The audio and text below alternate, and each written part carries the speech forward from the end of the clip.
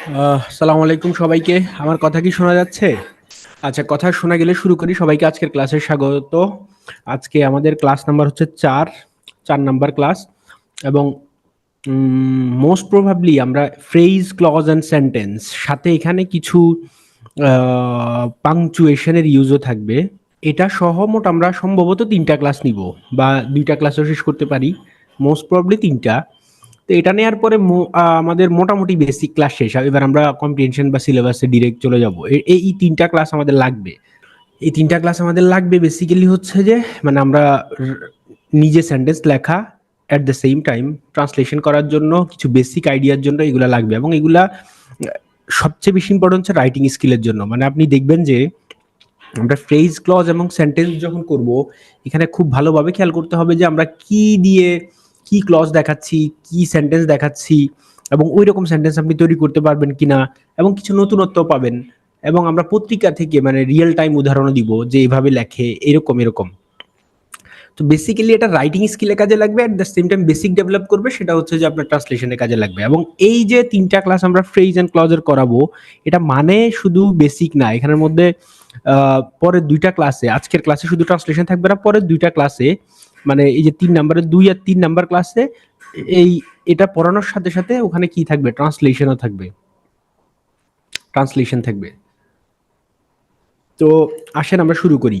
আজকের ক্লাস হচ্ছে, আপনাদের মনে আছে আমরা হচ্ছে যে ওয়ার্ড প্রথম ফার্স্ট ১ নাম্বার ক্লাসে হচ্ছে যে আমরা ওয়ার্ড কি এটা শিখেছি। তারপরে হচ্ছে পরের ক্লাসগুলোতে আমরা হচ্ছে ট্রান্সলেশনের বেসিক দেখলাম, ট্রান্সলেশনের বেসিক্স অফ ট্রান্সলেশন। আর হচ্ছে আমরা ট্রান্সলেটিং, সবগুলোতেই ট্রান্সলেটিং এর ব্যাপার থাকবে। ট্রান্সলেটিং নন ফাইনাইট, কিভাবে আমরা নন ফাইনাইট ট্রান্সলেট করব সেটা দেখছি। আজকে আমরা দেখব বেসিক্যালি এই অংশটা, ফ্রেজ এবং ক্লজ, এটা সাথে সেন্টেন্সেরও ইয়া থাকবে বেসিক্যালি। তাহলে এটা থেকে আমরা আজকে এই ৩টা সিমালটেনিয়াসলি আলোচনা করব। আসেন শুরু করি। খুব স্বাভাবিকভাবে আপনারা জানেন যে মানে হচ্ছে যে ওয়ার্ড মানে তো বলার কিছু নাই। কার এখানে একটা ওয়ার্ড, খেয়াল করেন, ক্লাস কিন্তু শুরু হয়ে গেছে, এবার খেয়াল করতে হবে। সকল খারই খারক, সকল খার খারক না, এরকম কি একটা পড়ছেন না ছোটবেলায়? সকল, যদি এটা নিয়ে জটিলতা বাড়াইতে চাই না, সকল ওয়ার্ডই ফ্রেজ, কিন্তু কিন্তু সকল ফ্রেজ ওয়ার্ড না। যেটা গ্রুপ অফ ওয়ার্ড সেটার নাম ফ্রেজই, ওয়ার্ড না। কিন্তু ওয়ার্ড যেটা সেটা ফ্রেজও হইতে পারে। এটা মাথায় রাখতে পারেন, কিন্তু না রাখলেও চলবে। আমরা দেখলাম যে কার একটা ওয়ার্ড। এখন দেখেন, আমি কারের আগে ২টা ওয়ার্ড লাগাইলাম, একটা ডিটারমাইনার লাগাইছি, আর একটা হচ্ছে কি, আর একটা অ্যাডজেক্টিভ, অ্যাডজেক্টিভ লাগালাম। তো এটার লাগানোর ফলে এটার নাম হয়ে গেছে নাউন ফ্রেজ। এখন এটা আসলে নাউন ফ্রেজ কিনা আমি কেমনে বুঝবো? এটা সেন্টেন্সে ইউজ করলে বুঝবো। তবে এটা বেসিক্যালি বোঝা যায় যে এটা নাউন ফ্রেজ নানা কারণে, কারণ অন্যগুলোর সাথে এটার পার্থক্য আছে। হ্যাঁ, অন্যগুলো দেখলেই বুঝবেন। তো আমাকে প্রথমে ফ্রেজ গুলা জানতে হবে। এর মধ্যে বেশি প্রথম হচ্ছে যে নাউন ফ্রেজ। খেয়াল করেন, এই ফ্রেজ থেকে আমি হচ্ছে এখন কোথায় গেলাম, সেন্টেন্সে। দেখেন, the red car drives smoothly, just এই নাউন ফ্রেজের সাথে, বা নাউন ফ্রেজ এখানে সাবজেক্ট হিসেবে কাজ করতেছে, শুধু ভার্বটা লাগাইলাম। লাগানোর পরে এটা একটা অ্যাডভার্ব অথবা অ্যাডভার্বিয়াল, যা বলেন আপনি। এটা কি হয়ে গেছে, সেন্টেন্স। আমরা একবারে বেসিক থেকে শুরু করছি। এবার দেখেন, same sentence, the car drive smoothly, just একটা ক্লজ মার্কার লাগাইলাম, তখন এটার সেন্টেন্স নিজে নিজে প্রকাশ, মানে বাক্যের অর্থ নিজে নিজে প্রকাশ হয় না। যদিও the red car drives smoothly, red কারটা যদিও স্মুথলি ড্রাইভ করা যায়। পরে আমি একটা আরেকটা সেন্টেন্স লাগাইলাম এখানে, Annie prefers to ride a bicycle. যদিও তার লাল কারটা স্মুথলি ড্রাইভ করা যায়, কিন্তু সে কি বাইসাইকেল চালানোর পছন্দ করছে, বা মানে আরো বেশি, মানে প্রেফার মানে অধিকতর পছন্দ করে, মানে এটা থেকে এটারই পছন্দ করতেছে। তো খেয়াল করেন, তাহলে এটা হয়ে গেছে এখন একটা সেন্টেন্স। এবং এই সেন্টেন্সের নাম কি আমরা পরে দেখতেছি। আরেকটা উদাহরণ দেখি, সিম্পল অ্যাডভেঞ্চার, অভিযান। দ্য থ্রিলিং অ্যাডভেঞ্চার, ডিটারমাইনার অথবা আর্টিকেল, অ্যাডজেক্টিভ, এরপরে নাউন, টোটাল মিলা এটার নাম হচ্ছে নাউন ফ্রেজ। এটা যে নাউন ফ্রেজ হিসেবে কাজ করতেছে কিভাবে বুঝবো, এই সেন্টেন্স দেখেন। The thrilling experience tax unexpected turns. মানে তারা ভ্রমণে বের হইলো, হ্যাঁ, কোনো অ্যাডভেঞ্চারে বের হইলো, হুট করে এটা অন্য অপ্রত্যাশিত মোড় নিছে, মানে তারা যেটা এক্সপেক্ট করছে সেটা হয় নাই, সামথিং রং হ্যাপেন্ড। সেন্টেন্স, এই সেম সেন্টেন্সের আগে আমি একটা ওয়াইল লাগাইলাম, WH ওয়ার্ড, যেটার নাম হচ্ছে আমরা বলতেছি ক্লজ মার্কার। লাগানোর পরে এটা আর নিজে নিজে অর্থ প্রকাশ করতে পারতেছে না, এটার উপর ডিপেন্ডেন্ট। এটা আরেকটা sentence, the travellers remain undeterred in their pursuit of excitement. মানে যদিও ওখানে আপনার আনএক্সপেক্টেড টার্ন নিছে হচ্ছে তাদের অভিযানটা, কিন্তু তারা সবাই তাদের মানে তাদের উৎসাহের কোনো কমতি নাই। মানে হচ্ছে যে তারা ওইটারে বাধাগ্রস্ত করতে দেয় নাই, মানে তারা আনডিটার্ড আছে, মানে the pursuit in their pursuit of excitement, মানে ওটা তাদেরকে কোনো সমস্যা ক্রিয়েট করতে পারে না। আসেন তাহলে দেখেন, এটা একটা আমরা সিম্পল জিনিস দেখলাম, দেখার পরে এখন আমরা আসলেই ফ্রেজ কি সেটা দেখবো। ফ্রেজের বাংলা কি? ফ্রেজের বাংলা হচ্ছে শব্দগুচ্ছ। মানে কতগুলো, আপনি দেখছেন কার একটা ওয়ার্ড আর কতগুলো ওয়ার্ড, এবং এটা লজিক্যালি একসাথে থাকতে হবে। যেন আমি বলছি দ্য রেড কার, আপনি এটা বলতে পারবেন না যে the car, sorry, red the car, তাহলে অন্য কিছু হয়ে যাবে, তখন এটা লজিক্যাল অ্যারেঞ্জমেন্ট হবে না। অ্যারেঞ্জমেন্ট লজিক্যাল হইতে হবে, খুব সিম্পল। ফ্রেজ হচ্ছে কি তাহলে? গ্রুপ অফ ওয়ার্ডস, শব্দগুচ্ছ, that function together as a single unit. Single unit কেন বলতেছে? একটা নাউন ফ্রেজ কিসের হিসেবে কাজ করে? নাউনের মতো কাজ করে, একটা unit, single unit. Noun phrase এই সাবজেক্ট হিসেবে কাজ করে। সেরকম আপনার অন্যান্য ফ্রেজ, ইনফিনিটিভ ফ্রেজও নাউন ফ্রেজ হিসেবে কাজ করে, জিরান্ট ফ্রেজ নাউন ফ্রেজ হিসেবে কাজ করে। তাহলে এটা গ্রুপ অফ ওয়ার্ডস থাকবে, but function together as a single unit, একসাথে একটা সিঙ্গেল ইউনিট হিসেবে কাজ করে। এখানে কোনো সাবজেক্ট থাকবে না, কোনো ফাইনাইট ভার্ব থাকবে না। ফাইনাইট ভার্ব থাকলেই সেটা বাক্য হয়ে যাবে। তাহলে এটার কাজ কি? বেসিক্যালি ফ্রেজ একই জিনিস, অ্যাকশনস কনভে করবে নাউনের মতো বা অন্যান্য পার্সিভ স্পিচের মতো। ডিসক্রাইব, নাউনকে ডিসক্রাইব করবে। এটা যদি অ্যাডজেক্টিভ হয় তাহলে নাউনকে ডিসক্রাইব করবে, এটা যদি অ্যাডভার্ব হয় টাইমরে ইন্ডিকেট করবে, লোকেশনরে ইন্ডিকেট করবে, এবং এটা ক্লজগুলোকে কানেক্টও করতে পারে। আসেন আমরা কিছু উদাহরণ দেখি। এই যে logical arrangement, a thrilling experience, the red car, a smiling face with all sincerity as long as, what a pity. Interjectional phrase বা ইন্টারজেকশনাল ফ্রেজ, কনজাংশনাল ফ্রেজ, এটা দুইটা, একটা অ্যাডজেক্টিভ ফ্রেজ আর একটা হচ্ছে প্রিপোজিশনাল ফ্রেজ। তাহলে এটা কেন, কোনটার নাম এরকম কেন দিচ্ছি, এটা আমরা একটু পরে দেখব। আসেন দেখি ফ্রেজ কত প্রকার। পার্টস অফ স্পিচ আমরা জানি হচ্ছে 8 প্রকার, অথবা কারো কারো ভাগে ডিটারমাইনেশন 9 প্রকার। তো যেহেতু আপনার প্রোনাউন ফ্রেজ নামে কিছু নাই, কারণ প্রোনাউন হচ্ছে অলওয়েজ একটা single word, they, I, he, himself. তো এটা হয় না কেন বেসিক্যালি? তো আমি যদি ওই সংজ্ঞা অনুযায়ী যাই, সকল ওয়ার্ডই ফ্রেজ, তখন প্রোনাউন ফ্রেজ নামও কিছু থাকা উচিত, কিন্তু এটা দরকার নাই, এটা মানে এক্সাজারেশন হয়ে যাবে। আমরা তো ওয়ার্ড দিয়ে প্রকাশ করতে পারতেছি, এখানে প্রোনাউন ছাড়া বাকি সবগুলোর নামে ফ্রেজ আছে। দেখেন, noun phrase, adjective phrase, prepositional phrase, interjectional phrase, conjunctional phrase. আমরা প্রথমে বেসিকটা আলোচনা করব, এগুলো বেসিক্যালি চিনবো, মানে খুব সুন্দরভাবে নরমালি চিনবো, চেনার পরে একটু কঠিনের দিকে যাব। প্রথমেই আমরা হচ্ছে যে মানে এটার জটিল কোনো সংজ্ঞায় যাব না, নর্মাল সংজ্ঞা কি একটু আগে জানছেন। তো আমরা এই ফ্রেজগুলা ছাড়াও আমাদের আরো কিছু ফ্রেজ আছে যেটা ডিসকাসড, জিরান ফ্রেজ গত ক্লাসে আমরা ডিসকাস করছি। ইনফিনিটিভ ফ্রেজ গত ক্লাসে আলোচনা করা হয়েছে। পার্টিসিপল ফ্রেজ আলোচনা করা হয়েছে। এখন এই যে এখানে একটা স্পেস পড়ে গেছে, অ্যাপোজিটিভ ফ্রেজ এন্ড অ্যাপোজিটিভ ট্রান্সলেশনের জন্য এবং বাক্য লেখার জন্য, মানে রাইটিং স্কিলের জন্য খুবই গুরুত্বপূর্ণ যদি আপনি ঠিকমতো ইউজ করতে পারেন। ওই দিন আমি যে আপনাদেরকে ডেইলি স্টার একটা আর্টিকেল দেখালাম, দেখেন অ্যাপোজিটিভটা কিন্তু বাক্যের শেষে, একবারে শেষে অ্যাপোজিটিভ বসে বাক্য শেষ হইতে পারে, নিশ্চয় মনে আছে আপনাদের। প্রিপোজিশনাল ফ্রেজ খুবই গুরুত্বপূর্ণ। প্রিপোজিশনাল ফ্রেজ হিসেবে কাজ করতে পারে, অ্যাডজেক্টিভ ফ্রেজ হিসেবে কাজ করতে পারে। কখন কোনটা হিসেবে কাজ করবে এটা আমাদেরকে বুঝতে হবে। এবার প্রিলিতেও আসছে, 46-এর প্রিলিতে। আজকের ক্লাস আর বা আগামী 2টা ক্লাস যদি আপনি মনোযোগ দিয়ে করেন, প্রিলিতে আপনার ফ্রেজ ক্লজের প্রশ্নে আশা করি কেউ আটকাইতে পারবে না। এবং যারা এই ক্লাসগুলো তো ভেঙে ভেঙে ছোট ছোট করে করানো হয়েছে, 13টা ক্লাস, তো আমি দেখছি যে 46-এর প্রিলিতে মানে রিটেনে যে আমি 13টা ক্লাস নিছি, ওই ক্লাসের বাই প্রোডাক্ট হিসেবে প্রায় 8টা প্রশ্ন চোখ বন্ধ করে আনসার করা যায়, 8-9টা প্রশ্ন এই যেবার বিসিএস এ এই যে ইয়াতে। তো রিটেনের এগুলো হচ্ছে বাই প্রোডাক্ট, বাট আমার লক্ষ্য কিন্তু এটা না যে আমার আপনার এই জিরান কি পার্টিসিপল কি, একজন জিজ্ঞেস করছে আমাকে গত ক্লাস কোন ক্লাসে যেন আপনাদের না অন্য ব্যাচে নাউন অফ মাল্টিটিউড কি, এগুলো আনসার আমি দিব না। আমার বেসিক আমার গ্রামার ফোকাস না, আমার ফোকাসটা হচ্ছে এগুলার ইউজ, এগুলা কিভাবে ইউজ করে আপনি বাক্য তৈরি করবেন। আপনি দেখেন যে এখানে যে বাক্যগুলো তৈরি করা হবে এখানে অবশ্যই he goes to school, I go to school, I eat rice টাইপের কোনো সেন্টেন্স নাই। যে সেন্টেন্সগুলো আছে প্রত্যেকটা আপনার জন্য শিক্ষণীয়, প্রত্যেকটা দিয়ে আপনি বাক্য তৈরি করতে পারতে হবে। আমরা কিছু প্র্যাকটিসও করবো বাক্য তৈরি করার জন্য চ্যাটে, দেখা যাক। আসেন ক্লজ কি। তো এই ফ্রেজ আর ইয়ার শেখার আগে আমরা সিম্পল কমপ্লেক্স কম্পাউন্ড ক্লজটা একটু জেনে নিব, এবং এট দ্য সেম টাইম আপনি কমার ইউজটা দেখে নেন। কমার ইউজটা খুবই গুরুত্বপূর্ণ মানে আপনার সেন্টেন্স লেখার জন্য। কমা, সেমিকোলন, হ্যাঁ, তার কমা সেমিকোলন আর হচ্ছে যে em dash, em dash, en dash হচ্ছে ছোটটা, এন ড্যাশ, হ্যাঁ, আর বড়টা হচ্ছে এম ড্যাশ।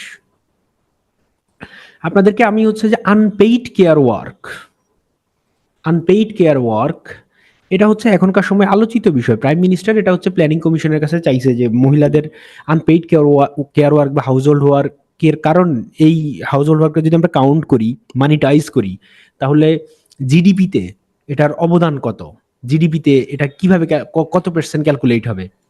তো এটা যেহেতু প্ল্যানিং কমিশনরে বলছে, যেহেতু আমরা গবেষণা করি, বিআইডিএস কে এটা জানাইছে, তো বিআইডিএস ক্যালকুলেশন করে একটা দিছে 15% হচ্ছে যে এটার অবদান।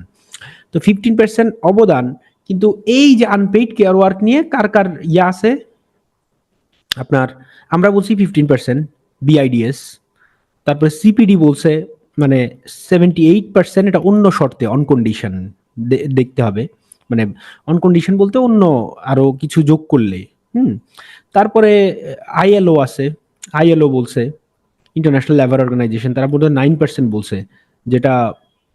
তারপরে আইএলও ছাড়া অক্সফার্ম বলছে, অক্সফার্ম, অক্সফার্ম সম্ভবত বলছে হচ্ছে যে আপনার একটা বলছে 10 ট্রিলিয়ন আর একটা হচ্ছে যে 11 ট্রিলিয়ন। 10 ট্রিলিয়ন মানে এই দুইজন বলছে ওয়ার্ল্ড পার্সপেক্টিভে, যেটা হচ্ছে 46 টাইম অ্যাপলের যে রেভিনিউ, টোটাল রেভিনিউ, অ্যাপল কোম্পানির যে টোটাল রেভিনিউ, এটা 46 টাইমস হচ্ছে যে এরকম ইয়া, মানে এটা সমান। তো যেটা হচ্ছে যে আমি অবশ্যই একটা ওপেড লিখছি, হয়তো আপনারা পাবেন, মানে এই যে আনপেইড কেয়ার ওয়ার্কের উপরে আমি বলছি যে আপনারা আনপেইড কেয়ার ওয়ার্ক নিয়ে মানে পড়ে ফেলেন। আমার ধারণা যদি পিএসসি এটার ব্যাপারে সচেতন হয়, এবং শেখ হাসিনা মানে আমাদের প্রাইম মিনিস্টার খুবই কনসার্ন এটা নিয়ে, এবং শ্রীলঙ্কা বলেন, ভুটান বলেন, ইন্ডিয়া বলেন, ওরা নিজেরাও হচ্ছে যে মানে এটা নিয়ে কি এটা জিডিপিতে এটা কিভাবে ইয়া করা যায় সেটা নিয়ে চিন্তা ভাবনা করতেছে। এর মধ্যে শ্রীলঙ্কা, ভুটান একটু কম, 10 বা 9 এর কাছাকাছি, আর ইন্ডিয়াতে যদিও 7 পয়েন্ট সামথিং, কিন্তু যদি আমাদের মতো ক্যালকুলেট করা হয়, এইজ ক্যালকুলেট করা হয় 18 ইয়ার্স বা এদের এইজ হচ্ছে একটু বেশি করে ক্যালকুলেট করছে, তখন ওভারঅল সাউথ এশিয়াতে এই ক্যালকুলেশনটা হচ্ছে যে অলমোস্ট 15%, মানে জিডিপিতে, মানে আমাদের ইয়াতে হচ্ছে যে 5 ট্রিলিয়ন, 5 ট্রিলিয়ন, যেটা হচ্ছে যে জিডিপি 15%। তো এই ওভারঅল ব্যাপারটা যদি আমার আর্টিকেলটা পাবলিশ হয়, আমি ওই আর্টিকেলটা আপনারা দিব, ওখানে আপনারা এই আর্টিকেলটাই খালি মুখস্থ করে ফেললে হবে, যেটার মধ্যে সব ডাটা একসাথে দেওয়া আছে। এবং যদি পরীক্ষায় কোনোভাবে আপনাদের লাগ ভালো হয়, কোনো না কোনো জায়গায় আনপেইড কেয়ার ওয়ার্ক দিয়েও দিতে পারে। যদি আমি জানি কোনো কোচিং বা অন্যান্য কেউ আপনারা সাজেশন দিবে না, যেহেতু আমি এই জায়গা এমন জায়গায় আছি যে জানি যে গভর্নমেন্ট কি নিয়ে কনসার্ন, তো সেই জন্য আমি বলে দিলাম এটা একটা তাস হিসেবে, যে যদি লেগে যায় হুম পড়ে রাখতে পারেন। আমি হচ্ছে যে আপনার ডক্সে হচ্ছে যে আনপেইড কেয়ার একটা লিঙ্ক দিছি, যেখানে গুগলের সার্চ এর ইয়া দেওয়া হয়েছে লিস্ট, ওখানে আপনি আনপেইড কেয়ার ওয়ার্ক নিয়ে পড়তে পারবেন। গত পরশুদিন হচ্ছে যে মাহফুজা নাম হচ্ছে যে রেল স্টারের এডিটর, ওনার ওয়াইফ শাহিনা নাম, উনি হচ্ছে মানুষের জন্য ফাউন্ডেশনের হচ্ছে যে আপনার প্রতিষ্ঠাতা, উনি আনপেইড কেয়ার ওয়ার্ক নিয়ে একটা লেখা লিখছে। এর আগে হচ্ছে যে আইএলও থেকে বোধহয় একজন লিখছে, আইএলও বা অন্য জায়গা থেকে। তো এই সব অনেকগুলো লেখা আমি শেয়ার করছি।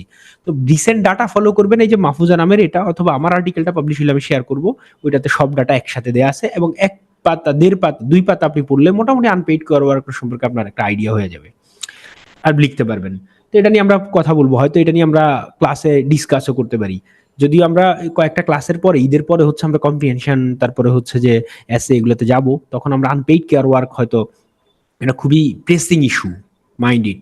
যদি আপনাদের ভাগ্য ভালো থাকে এটা চলে আসতে পারে, এবং এটার ডাটাটা খুব সোজা। ভাই মনে রাখবেন 10 ট্রিলিয়ন, 11 ট্রিলিয়ন, 9%, তারপর আমরা 15% বলতেছি, ওভারঅল সাউথ এশিয়াতে মোরলেস 15%। তো এরকম নানা কিছু আমি পড়াই দিব, আমি ডিরেক্ট পড়াবো এটা ক্লাসে। মনে রাখেন, আমি যদি কোনো কারণে ভুলেও যাই আপনারা মনে করাই দিবেন আমার চ্যাটে যে unpaid care work and women's unpaid care work and house hold work, এটা পড়াইতে হবে, মাথায় রাখেন। ট্রেডিশনাল যেগুলা ক্লাইমেট চেঞ্জ বা অন্যান্য কিছু, এটা তো আপনারা যে কোনো বই থেকে পড়তে পারবেন না, বই থেকে পড়তে পারবেন। তা আমি যেটার কথা বলতেছি এটা কোনো বইতে নাই, সুতরাং এটা আমি পড়াবো। আমার নিজের লেখা আছে, পত্রিকার লেখা আছে। এবং আমরা বিআইডিএস মানে আমরাও আনপেইড কেয়ার ওয়ার্ক নিয়ে শেখ হাসিনা যে নির্দেশনা দিয়েছে প্রাইম মিনিস্টার, তো ওই অনুযায়ী আমরাও একটা আর্টিকেল ছাপাচ্ছি। এটাই যে আমি একটু আগে এডিট করে আসছি, আনপেইড কেয়ার ওয়ার্ক একটু আগে মানে জমা দিয়ে আসছি, এটা হচ্ছে প্রেসে পাঠানো হচ্ছে, এটা পাবলিশ হবে। এবং এটা প্ল্যানিং মিনিস্টারে দেখানোর জন্য মনে হয় 11 তারিখ দেখানো হবে। তো এইরকম এই প্রেসিং ইস্যুটা মাথায় রাখেন, যদি লেগে যায় বা আপনাদেরই কমন পড়বে, আর কারো কমন পড়ার কথা না যদি লেগে যায়। EPSC is a war of it, of course they are a war of, কিন্তু দিতেই পারে। আপনাদের পরীক্ষা যদি এটা নাও আসে, পরের কোনো পরীক্ষা হইলেও আসবে। তো আপনারা যাই না রাখেন, আবার অন্য ক্ষেত্রেও কাজে লাগবে। যেমন উমেন পার্টিসিপেশন নিয়ে আপনি যদি কোনো কিছু লিখতে চান, মহিলাদের অবদানটা অনেক কিছুতে, এটা মনে করেন কোনো কারণে আসলো না, আপনি অন্য জায়গায় লাগাইতে পারবেন লেখাতে। মনে রাখবেন পড়লে কোনো কিছু বৃথা যাবে না। যাক আসেন আমরা যেখানে আলোচনায় আসি, ক্লজ। ক্লজও সেম হচ্ছে গ্রুপ অফ ওয়ার্ডস। একটু আগে আগে আপনার ফাইনাইট নন ফাইনাইট পড়ছেন গত ক্লাসে, জাস্ট সেখানে একটা ফাইনাইট ভার্ব থাকবে। আর বাকি সংজ্ঞাটা, এটা building blocks of a sentence, হ্যাঁ, that function independently or as a complete sentence or as a part of a larger structure. এটা কোনো বড় সেন্টেন্সের ডিপেন্ডেন্ট ক্লজ হিসেবে থাকতে পারে, আবার ইন্ডিপেন্ডেন্টলিও থাকতে পারে। যেমন কোঅর্ডিনেট ক্লজ আছে, কোঅর্ডিনেট ক্লজ ইন্ডিপেন্ডেন্টলি কাজ করতে পারে। তো এর জন্য বিল্ডিং ব্লকস বলতেছে এটারে, হ্যাঁ। আর এটা গ্রুপ অফ ওয়ার্ডস, ফ্রেজের মতো, খালি এখানে একটা ফাইনাইট ভার্ব থাকবে এবং ক্লজ মার্কার থাকতে পারে। Let's simplify it, definition and clause. তাহলে ইয়া কি, ফ্রেজ হচ্ছে গ্রুপ অফ ওয়ার্ডস। তাহলে আচ্ছা আমরা ক্লজের কথা বলতেছি, দেখেন এটা হচ্ছে যে group of words contains subject and finite verb, একটা সাবজেক্ট এবং ফাইনাইট ভার্ব থাকবে, এবং এটা পার্ট অফ সেন্টেন্স হবে। ক্লজ কোনোদিন নিজে একা একা কোনো ক্লজ হয় না, অবশ্যই এটা সেন্টেন্সের অংশ হইতে হবে। আচ্ছা, এখন এই ক্লজ হচ্ছে সাধারণত তিন ধরনের, হ্যাঁ হয়েছে, থ্যাংক ইউ। তিন ধরনের, একটা হচ্ছে dependent clause, part of sentence, আর একটা independent clause, obviously part of sentence but can express its meaning without help of other clauses. তো এই যে কোঅর্ডিনেট ক্লজ, কোঅর্ডিনেট ক্লজ কি আমরা একটু পরে দেখব। আসেন, এই ডিপেন্ডেন্ট ক্লজের আর একটা নাম আছে, সাবঅর্ডিনেট ক্লজ আর এমবেডেড ক্লজ। এমবেডেড কোশ্চেন পড়ছেন না আপনারা, এমবেডেড কোশ্চেন, এমবেডেড ক্লজ আর কোঅর্ডিনেট ক্লজ, আর হচ্ছে ইন্ডিপেন্ডেন্ট বা প্রিন্সিপাল ক্লজও বলে এটাকে, আপনারা আগে এগুলো শিখে আসছেন। হ্যাঁ দেখেন এই সেন্টেন্সে the red car drives smoothly, একটু আগে আমরা যেটা পড়লাম, দেখেন এটা সেন্টেন্সের অর্থ পুরোপুরি একটা সেন্টেন্স, ইন্ডিপেন্ডেন্ট সেন্টেন্স। যখন দো লাগাইলাম এটার সেন্টেন্স নাই, যদিও রেড কারটা ভালো চলে, সেন্টেন্সের অর্থ আর হয় না, এটা এখন পার্ট অফ সেন্টেন্স হয়ে গেছে। কার উপর নির্ভরশীল? এর উপরে। Annie prefers to ride a bicycle, তাহলে এটা না থাকলে এটার কোনো ভ্যালু নাই, হয় এটারে এটা কেটে দিতে হবে, এটা আলাদা হবে, আর নাইলে এটা পুরো যোগ করতে হবে। তাহলে এখানে এটা হচ্ছে তাহলে ডিপেন্ডেন্ট ক্লজ, আর এটা নিজে নিজে অর্থ প্রকাশ করতে পারে, এটা হচ্ছে ইন্ডিপেন্ডেন্ট ক্লজ। তাহলে দেখেন, the thrilling experience adventure takes unexpected turn but the travellers remain undeterred in their pursuit of happiness. While দিয়ে করছি, এখন বার্ড দিয়ে করলাম। তাহলে বার্ড দিয়ে করতে এখানে এখানে একটা কমা দিছি, খেয়াল করেন কমা, একটু পরে আমরা এটা নিয়ে আলোচনা করবো। এখানে কেন কমা দিলাম বার্ডের আগে দেখেন। তাহলে দেখেন এই যে বার্টের আগের সেন্টেন্স এবং পরের সেন্টেন্স দুইটাই স্বাধীন, দুইটাই মানে হচ্ছে নিজে নিজে অর্থ প্রকাশ করতে পারে। দেখেন এটা হচ্ছে একটা কোঅর্ডিনেটিং কনজাংশন, কোঅর্ডিনেট করে। তাহলে দুইটার নামই হচ্ছে এই জন্য coordinate clause. Coordinate clause, coordinate clause হচ্ছে যে সাধারণত এন্ড অর বাট এগুলো দিয়ে যুক্ত হয় এবং দুইটাই ইন্ডিপেন্ডেন্টলি অর্থ প্রকাশ করতে পারে। যেহেতু এটা পার্ট অফ সেন্টেন্স, এই জন্য এটার নাম সেন্টেন্স না হয়ে কোঅর্ডিনেট ক্লজ হয়েছে। এবার সাবঅর্ডিনেট ক্লজ হচ্ছে, ক্লজ মার্কারগুলো দেখেন, সব relative pronoun, who, whom, whose, that, সবগুলা হচ্ছে কি subordinate clause marker. Relative adverb when, where, how, why, তাও কি সাবঅর্ডিনেট ক্লজ মার্কার। এবার ডব্লিউএইচ এর সাথে এভার যুক্ত হয়ে যাবে, whoever, whichever, whatever, তাও হচ্ছে যে সাবঅর্ডিনেট ক্লজ মার্কার। এখন এই ক্লজ মার্কার খেয়াল করেন, এইগুলা হচ্ছে যে বেসিক্যালি ক্লজ মার্কার। এখানে হচ্ছে যে কোঅর্ডিনেটিং ক্লজ, এখানে সাবঅর্ডিনেটিং ক্লজ মার্কার গুলো দেওয়া হয়েছে। দেখেন এগুলার বেশিরভাগেরই অর্থ আপনি জানেন। এগুলা দিয়ে যদি সবগুলো দিয়ে সেন্টেন্স তৈরি করতে পারেন তাহলে আপনি ইংরেজিও লিখতে পারেন।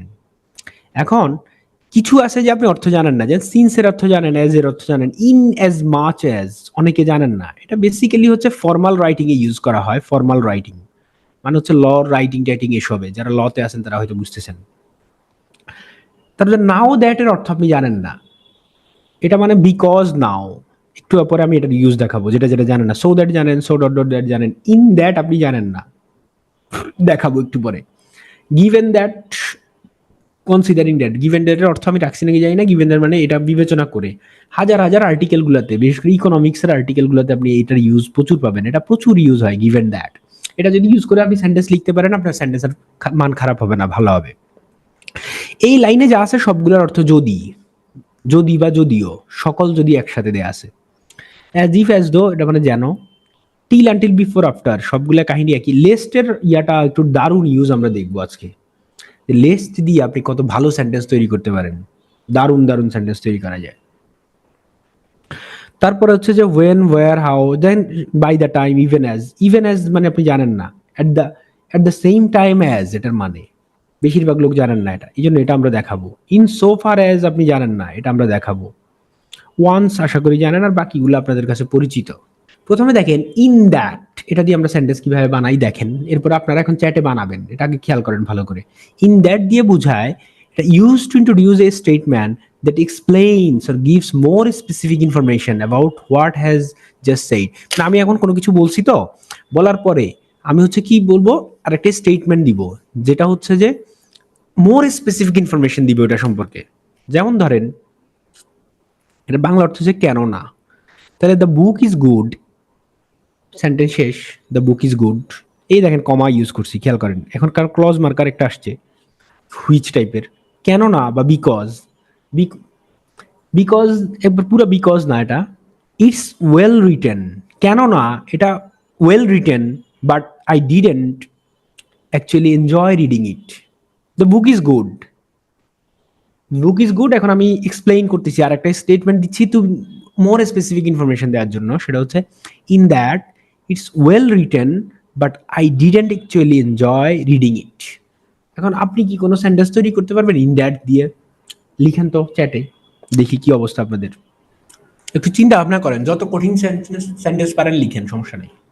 ঠিক আছে আসিফ, ইন দ্যাটের আগে একটা কমা ইউজ করেন। আপনার আইডিয়া ঠিক আছে, কিন্তু সেন্টেন্স তো হয় নাই। Zahid, Netanyahu has been continuing the occupation in Gaza strip, sentence ঠিক আছে। ইন দ্যাট ঠিক আছে।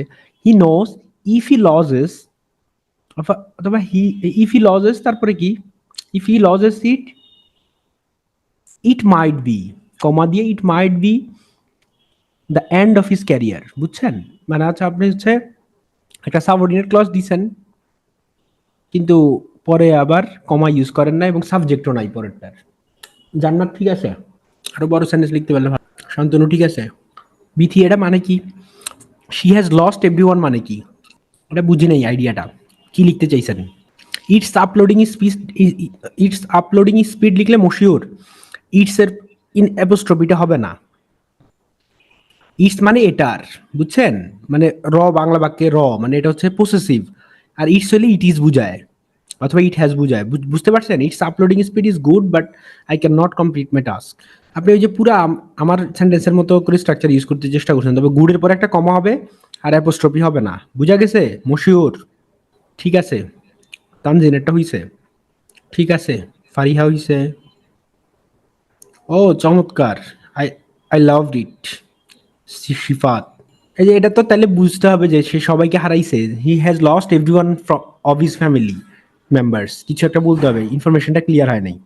All fashion satisfied with him, এটা সেন্টেন্স হয় নাই। প্রবিতা না প্রতিভা, অল পেশেন্স, পেশেন্স ইয়া দিতে হবে, এস ইউজ করতে হবে। Patient are satisfied with him, আর ভার্ব কই, এটা তো বোঝা যাচ্ছে যে সে সবার স্যাটিসফাইড করে।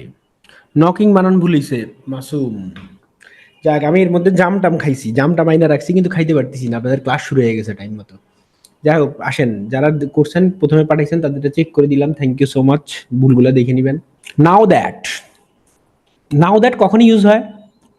Use now that to give an explanation of a new situation.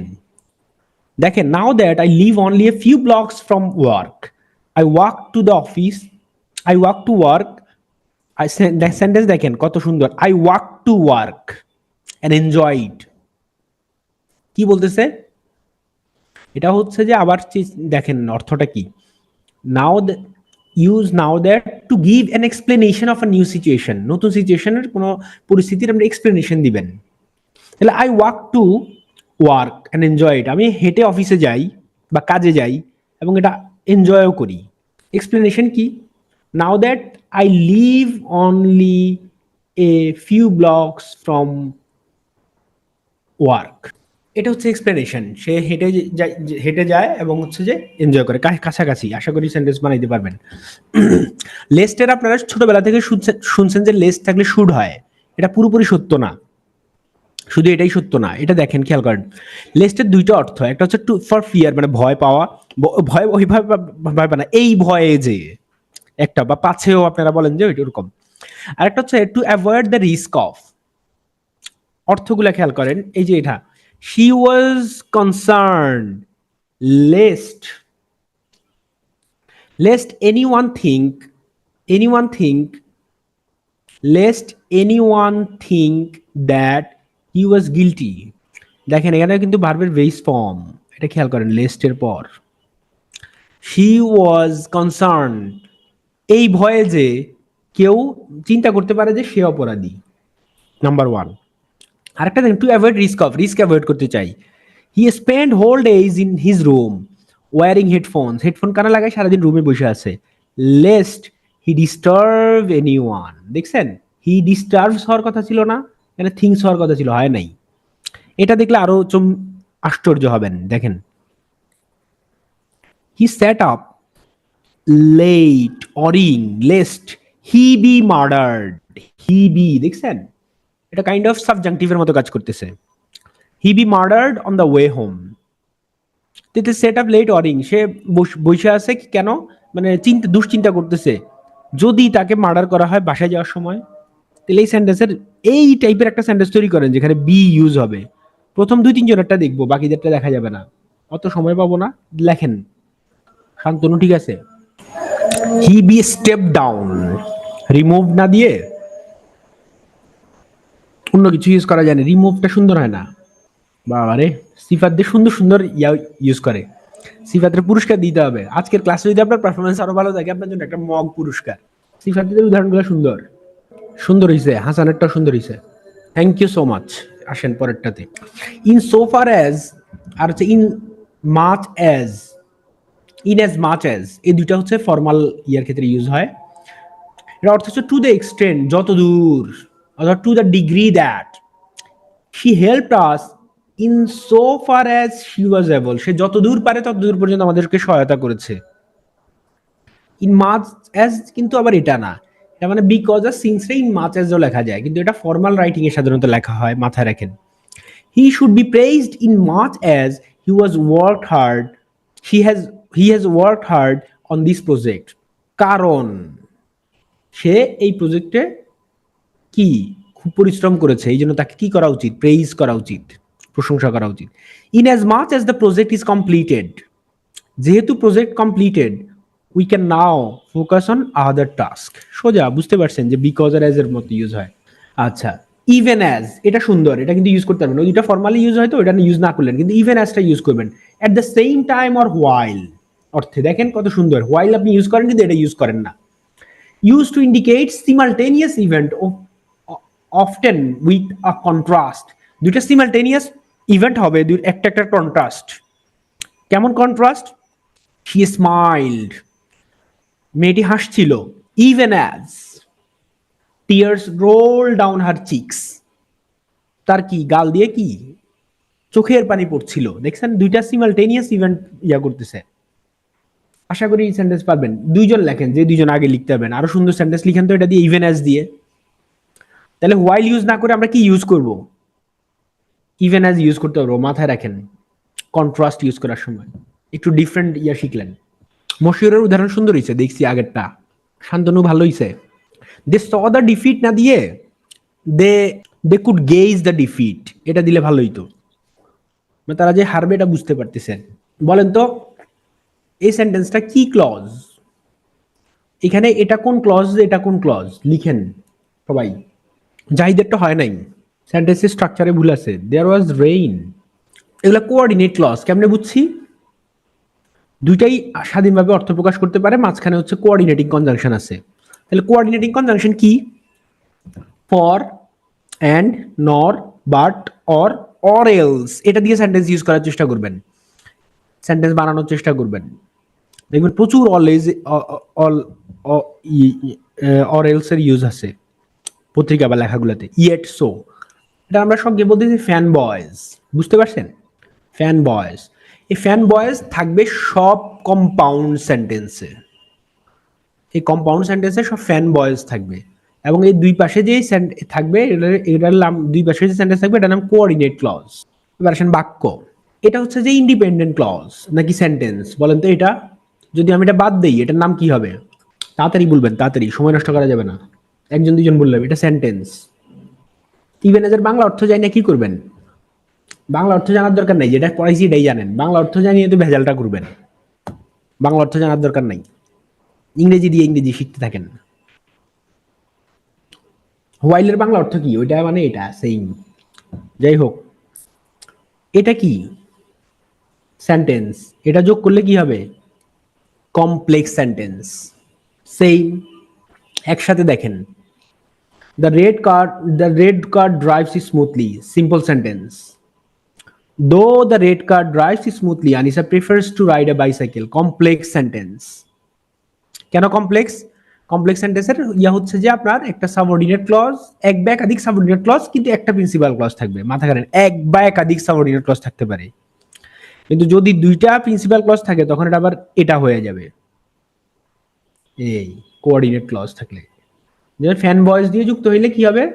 Compound sentence হয়ে যাবে। তাহলে সেন্টেন্স তাহলে আমরা জানি তিন রকম, এই যে একটু আগে দেখলাম, simple, complex, compound. Simple sentence, only one independent clause, which means to express a complete thought on its own. এটা একটা ইন্ডিপেন্ডেন্ট ক্লজ যদি আলাদা থাকে, যেমন Tansi reads novel, Arisha works to office. আমরা, আপনারা যদি আমি বাংলা ইংরেজি করতে দিতাম যে সে হেঁটে অফিসে যায়, আপনি বলতেন যে বাই ওয়াকিং বা কিছু একটা বলতেন, Arisha goes to the office by walking. এবার না বলে ওয়ার্কস টু অফিস, সেন্টেন্স শিখেন যে এভাবে লেখা যায়। Complex sentence, one independent clause থাকবে, one independent clause, at least one dependent clause. At least one মানে কি একাধিকও থাকতে পারে। অলদো, এই যে same, although Arisha works to office, she sometimes takes the bus.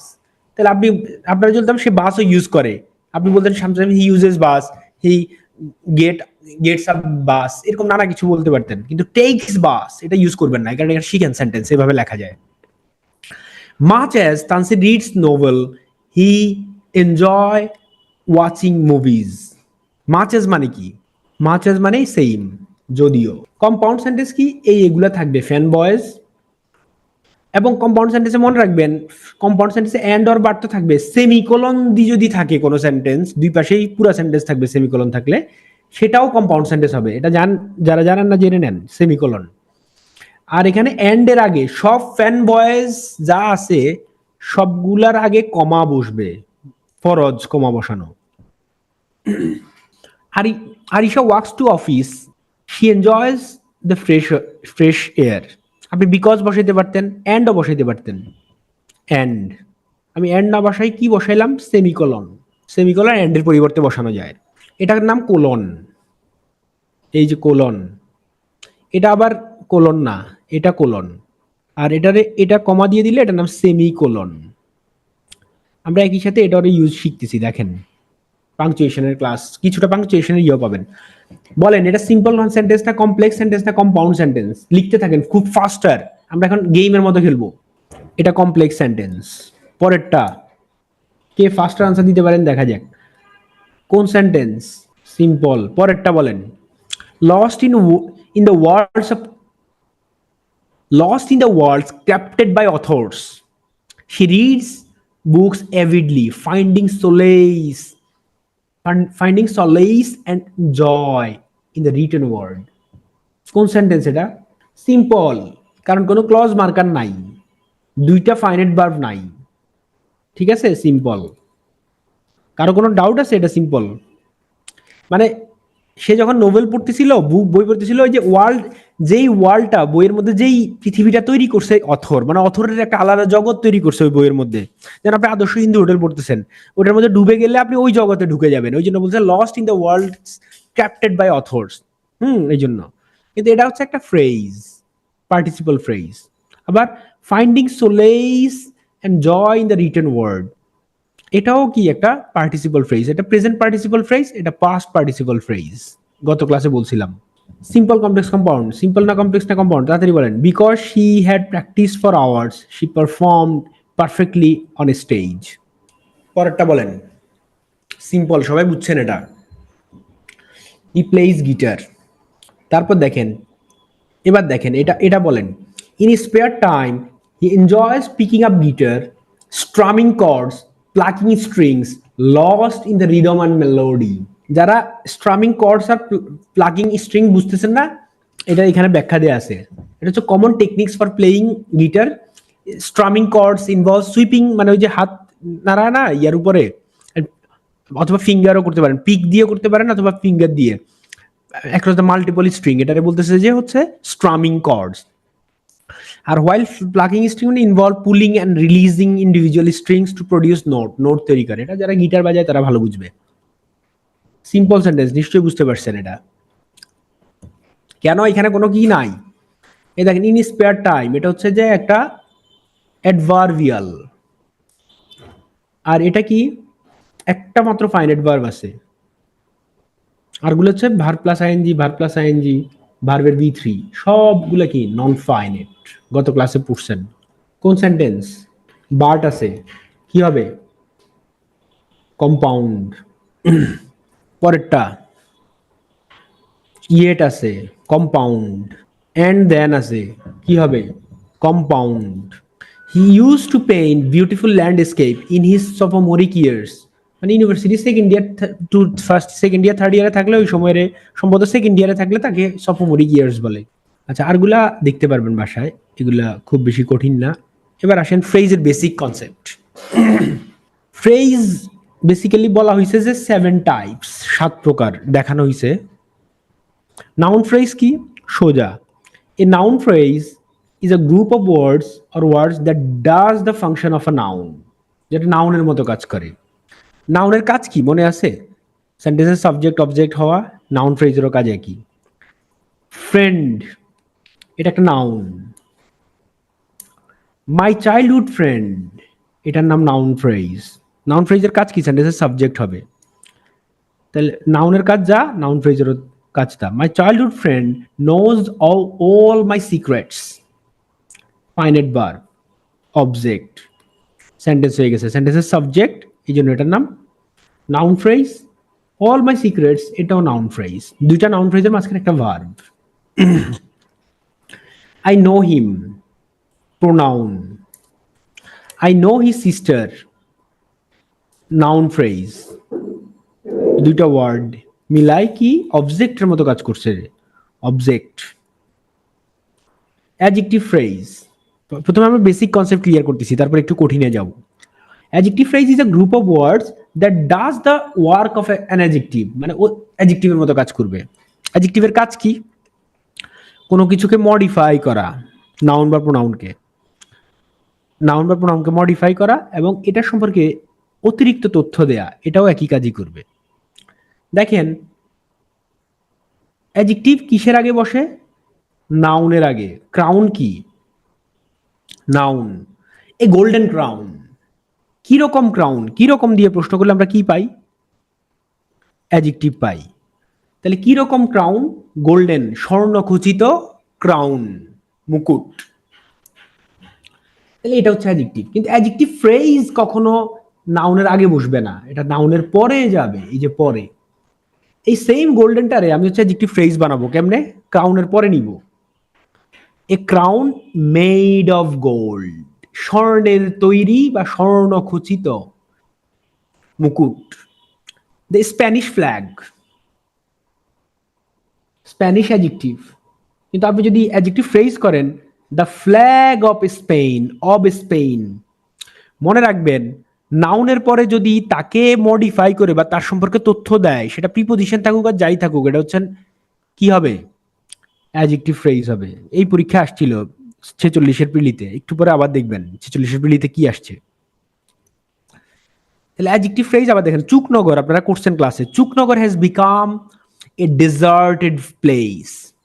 Deserted মানে জনশূন্য, একটা জনশূন্য জায়গায় পরিণত হয়েছে, বা গ্রাম, ভিলেজ। তাহলে দেখেন ডেজার্টেড হচ্ছে অ্যাডজেক্টিভ, যেহেতু নাউনের আগে বসছে। কিরকম ভিলেজ? ডেজার্টেড ভিলেজ, জনশূন্য গ্রাম। এটাকে আমি যদি অ্যাডজেক্টিভ ফ্রেজ করব, Chuknagar has become a place without any ইনহেবিটেন্টস। Without any ইনহেবিটেন্স যে কথা, জনশূন্য একই কথা। But I expressed the same idea in different ways with a group of words. That's why this is called adjective phrase. Same thing for this sentence. She sent me a blank message. Blank is an adjective and is placed before noun message. The message is blank. It is modifying message. At the same time, look at this sentence. She sent a message with no writing in it. With no writing on it. Where there is no writing, that is blank. So I'm expressing the same idea with a group of words, that is adjective phrase. An adjective phrase is usually placed after noun. An adjective is placed usually before noun. Of course, adjective can be placed after noun. We showed it in the previous classes. Adverb phrase. At first we are going to explain in a very simple way.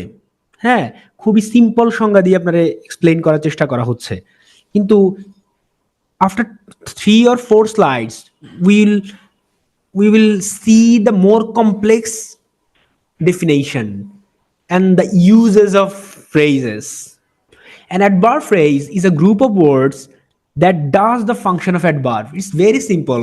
When I am defining noun phrase, the group of words that functions as a noun. When I am defining adjective phrase, the group of words that functions as an adjective. Same thing happens here. Look at these examples. Bravely. আমি জানি bravely কি? Bravely হচ্ছে যে adverb, সাহসিকতার সাথে। The same idea is expressed here with a group of words in a brave manner. In the same way, beautifully, in a beautiful way, বা beautiful style. তবে এটারে ইংরেজিতে এখন এক্সাজারেশন বলে, রিডান্ডেন্সি। এগুলো সাধারণত এখন ইউজ হয় না, যেহেতু আপনি ওইটা দিয়ে অর্থ প্রকাশ করতে পারতেছেন। রিডান্ডেন্সি মানে বাহুল্য দোষ আর কি। দেয়ার, এট দ্যাট প্লেস, আপনি দেয়ার দিয়ে প্রকাশ করা যাচ্ছে। Abroad, in a foreign country. আমার তো মাঝে মধ্যে এটা লাগবে ফরেন কান্ট্রি ইউজ করা, সবসময় অ্যাব্রড দিয়ে তো হবে না। তো এটা হচ্ছে যে ওয়ার্ড, এটা ফ্রেজ। আশা করি বুঝা গেছে। এবার দেখেন সেন্টেন্সে দেখি। ওয়াকিল ওয়াক্স কুইকলি, সে দ্রুত হাঁটে। Same thing is expressed with a group of words with a great speed. এখন আপনি অ্যাডভার্ব কিভাবে পাবেন? কখন, কোথায়, কিভাবে দ্বারা প্রশ্ন করলে ভার্বকে অ্যাডভার্ব পাবেন, গত ক্লাসে দেখছেন। She did the work carelessly, কিভাবে কাজ করলো? কেয়ারলেসলি। তাহলে she did the work without any care. Without any care is the same idea that is expressed by carelessly itself. Fahad fell down. Fahad fell to the ground. You can buy it everywhere. What is everywhere? That is in all places. So I hope you got adverb phrases. কোনো সমস্যা থাকার কথা না, সবাই বুঝছেন adverb phrase? কোনো সমস্যা আছে? অ্যাডভার্ব ফ্রেজ হচ্ছে গ্রুপ অফ ওয়ার্ডস যেটা হচ্ছে আপনি কখন কোথায় কিভাবে দ্বারা ভার্বকে প্রশ্ন করলে পাবেন। আর এটা হচ্ছে যে অ্যাডভার্বকে আমরা অ্যাডভার্ব ফ্রেজ দিয়ে প্রকাশ করতে পারি এবং এটার আরো অনেক কিছু আছে, পরে আমরা আরো দেখব। ভার্ব সোজা, ভার্ব মানে কি? Verb is a group of words that functions as a predicate in a sentence. দেখেন, it typically consist of main verb along with an auxiliary verb. Convey দাও ওই যে অ্যাকশন, একই জিনিস। They, have verb, been verb, waiting verb. Have been waiting, verb phrase. The students were eagerly discussing the topic in the class. Were eagerly discussing, মাঝখানে একটা adverb ঢুকে গেছে, এটা পুরাটার নাম with adverb is verb phrase. আবার group verb কতগুলো দেখছেন না? গ্রুপ ভার্ব গুলো ভার্ব ফ্রেজ হয়। Look for, takes after, had better leave. I look for an obedient student, এটা অর্থ বুঝছেন। টেকস আফটার মানে দেখতে একই রকম, সদৃশ। The girl takes after her mother, sorry. You had better leave the job, তুমি বরং চাকরিটা ছেড়ে দাও। Prepositional phrase, group of words begin with a preposition and ends with a noun, pronoun অথবা নাউন ফ্রেজ। কিন্তু শুরু হইতে হবে কি দিয়ে? প্রিপোজিশন দিয়ে শুরু হইতে হবে, এটা হচ্ছে প্রথম শর্ত। কিন্তু ব্যাপার আছে মজার, কিন্তু প্রিপোজিশনাল ফ্রেজ তো আমরা পরে দেখাবো না, এই জন্য এটা একটু ডিটেইলে যাই। দেখেন, খুবই ইম্পর্টেন্ট, এটাই পরীক্ষা আসছে এবার প্রিলিতে। Prepositional phrase phrases function as an adjective হিসেবে কাজ করে, অ্যাডভার্ব হিসেবে কাজ করে, আবার additional information about the location সম্পর্কে এডিশনাল ইনফরমেশন দেয়। মানে হচ্ছে ওই যেটা আপনি এতক্ষণ ওই যে লোকেশন দেখছেন, অ্যাডভার্ব, এটা প্রিপোজিশনাল ফ্রেজ হিসেবে কাজ করে। যদি প্রিপোজিশন দিয়ে শুরু হয়, এটার নাম প্রিপোজিশনাল ফ্রেজ হইতে পারে। অপশনে যদি না থাকে আমরা দিতে পারি direction, manner and other. Prepositional phrases in sentence, খেয়াল করেন এটা প্রিপোজিশনাল ফ্রেজেস কিনা আমি কেমনে বুঝবো? দ্য বুক কোথায়? On the table. তাহলে book is on the table, book কোথায়? টেবিলের উপরে, এটা অ্যাডভার্ব ফ্রেজ অবশ্যই। কিন্তু অপশনে যদি অ্যাডভার্ব ফ্রেজ না থাকে, এটার নাম অবশ্যই প্রিপোজিশনাল ফ্রেজ। এটার ফার্স্ট প্রায়োরিটি হচ্ছে প্রিপোজিশনাল ফ্রেজ, যেহেতু it started with preposition, it begins with a preposition. তাহলে বুক কোথায়? On the table. কিন্তু এই সেন্টেন্সে দেখেন নাউনের পরে বসছে, নাউনের পরে বসে তার অবস্থান নির্দেশ করতেছে। The book on the table, টেবিলের উপরের বইটা, র বাংলা বাক্যে শেষে, কারণ টেবিলের উপরের কথা বলতেছে। নাউনের পর ইমিডিয়েট পরে বসছে, কখন কোথায় কিভাবে দ্বারা প্রশ্ন করলে পাওয়া যাবে না, ইজ মাইন। এটার নাম হচ্ছে অ্যাডজেক্টিভ ফ্রেজ, যেটা এবার পিলিতে আসছে এরকম একটা উদাহরণ। বুঝা গেছে? ও আচ্ছা, না আমাদের ব্রেক লাগবে, হ্যাঁ সরি। আচ্ছা, এই প্রিপোজিশনাল ফ্রেজ শেষ করে দিচ্ছি। Prepositional phrase in a sentence, it may begin with the preposition and end with the same. খেয়াল করেন, যদি থাকে প্রিপোজিশন দিয়ে শুরু, প্রিপোজিশন দিয়ে শেষ, এটার নাম for the sake of, by dint of, নিশ্চিত এটার নাম প্রিপোজিশনাল ফ্রেজ হবে। পরীক্ষায় যে অপশনে দেওয়া থাকুক প্রিপোজিশনাল ফ্রেজ, এটাতে কোনো ভুল নাই। The car was parked in front of, on account of, বুঝছেন, এগুলো প্রিপোজিশনাল ফ্রেজ। কিন্তু প্রিপোজিশন দিয়ে শুরু হয়েছে, নাউন ফ্রেজ দিয়ে শেষ হয়েছে, বা অন্য কিছু দিয়ে শেষ হয়েছে, নাউন দিয়ে শেষ হয়েছে, প্রোনাউন দিয়ে শেষ হয়েছে, এটা প্রিপোজিশনাল ফ্রেজ হবে কিনা এটা অবস্থানের উপর নির্ভর করবে। আসেন আমরা কনজাংশনাল ফ্রেজে ছিলাম। ঠিক একই রকম ভাবে আপনার হচ্ছে এন্ড অর বাট, এই যে ফ্যান বয়েস যেরকম দেখছেন মোস্টলি, এন্ড অর বাট এগুলো তো কনজাংশন। আর কনজাংশনাল ফ্রেজ কি? Conjunctional phrase হচ্ছে also known as conjunctive phrase, is a group of words that function as a conjunction in a sentence. Conjunction এর মতো কাজ করবে। Conjunctional phrase are used to connect words, phrase and clauses. Word K, phrase K, clause কে সবারে যুক্ত করতে পারে, coordinating the relationship and indicating the logical connection between them. এই যে simple, not only but also, একটা সিঙ্গেল ওয়ার্ড না, group of words, both and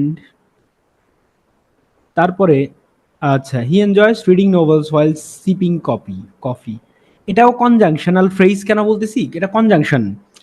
while হচ্ছে যে ক্লজ মার্কার হিসেবে ইউজ হইতে পারে, এট দ্য সেম টাইম দুইটা সেন্টেন্সের মাঝখানে বসে কনজাংশনের মতো ইউজ হইতে পারে। যেমন ধরেন, he enjoys reading novels while sipping coffee, basically এই দুইটারে যুক্ত করছে, reading novels and sipping coffee. both and আর নট অনলি বাট অলসো তো আপনারা জানেন। আসেন এখানে আমি কতগুলো লিস্ট অফ কনজাংশন দিয়ে রাখছি। তো লিস্ট অফ কনজাংশনের মধ্যে আমার ধারণা আপনারা বেশিরভাগ দিয়ে সেন্টেন্স বানাইতে পারবেন। তবে আমি লিখছি using this phrases in sentences is also part of free hand writing, you may try to make sentences with them.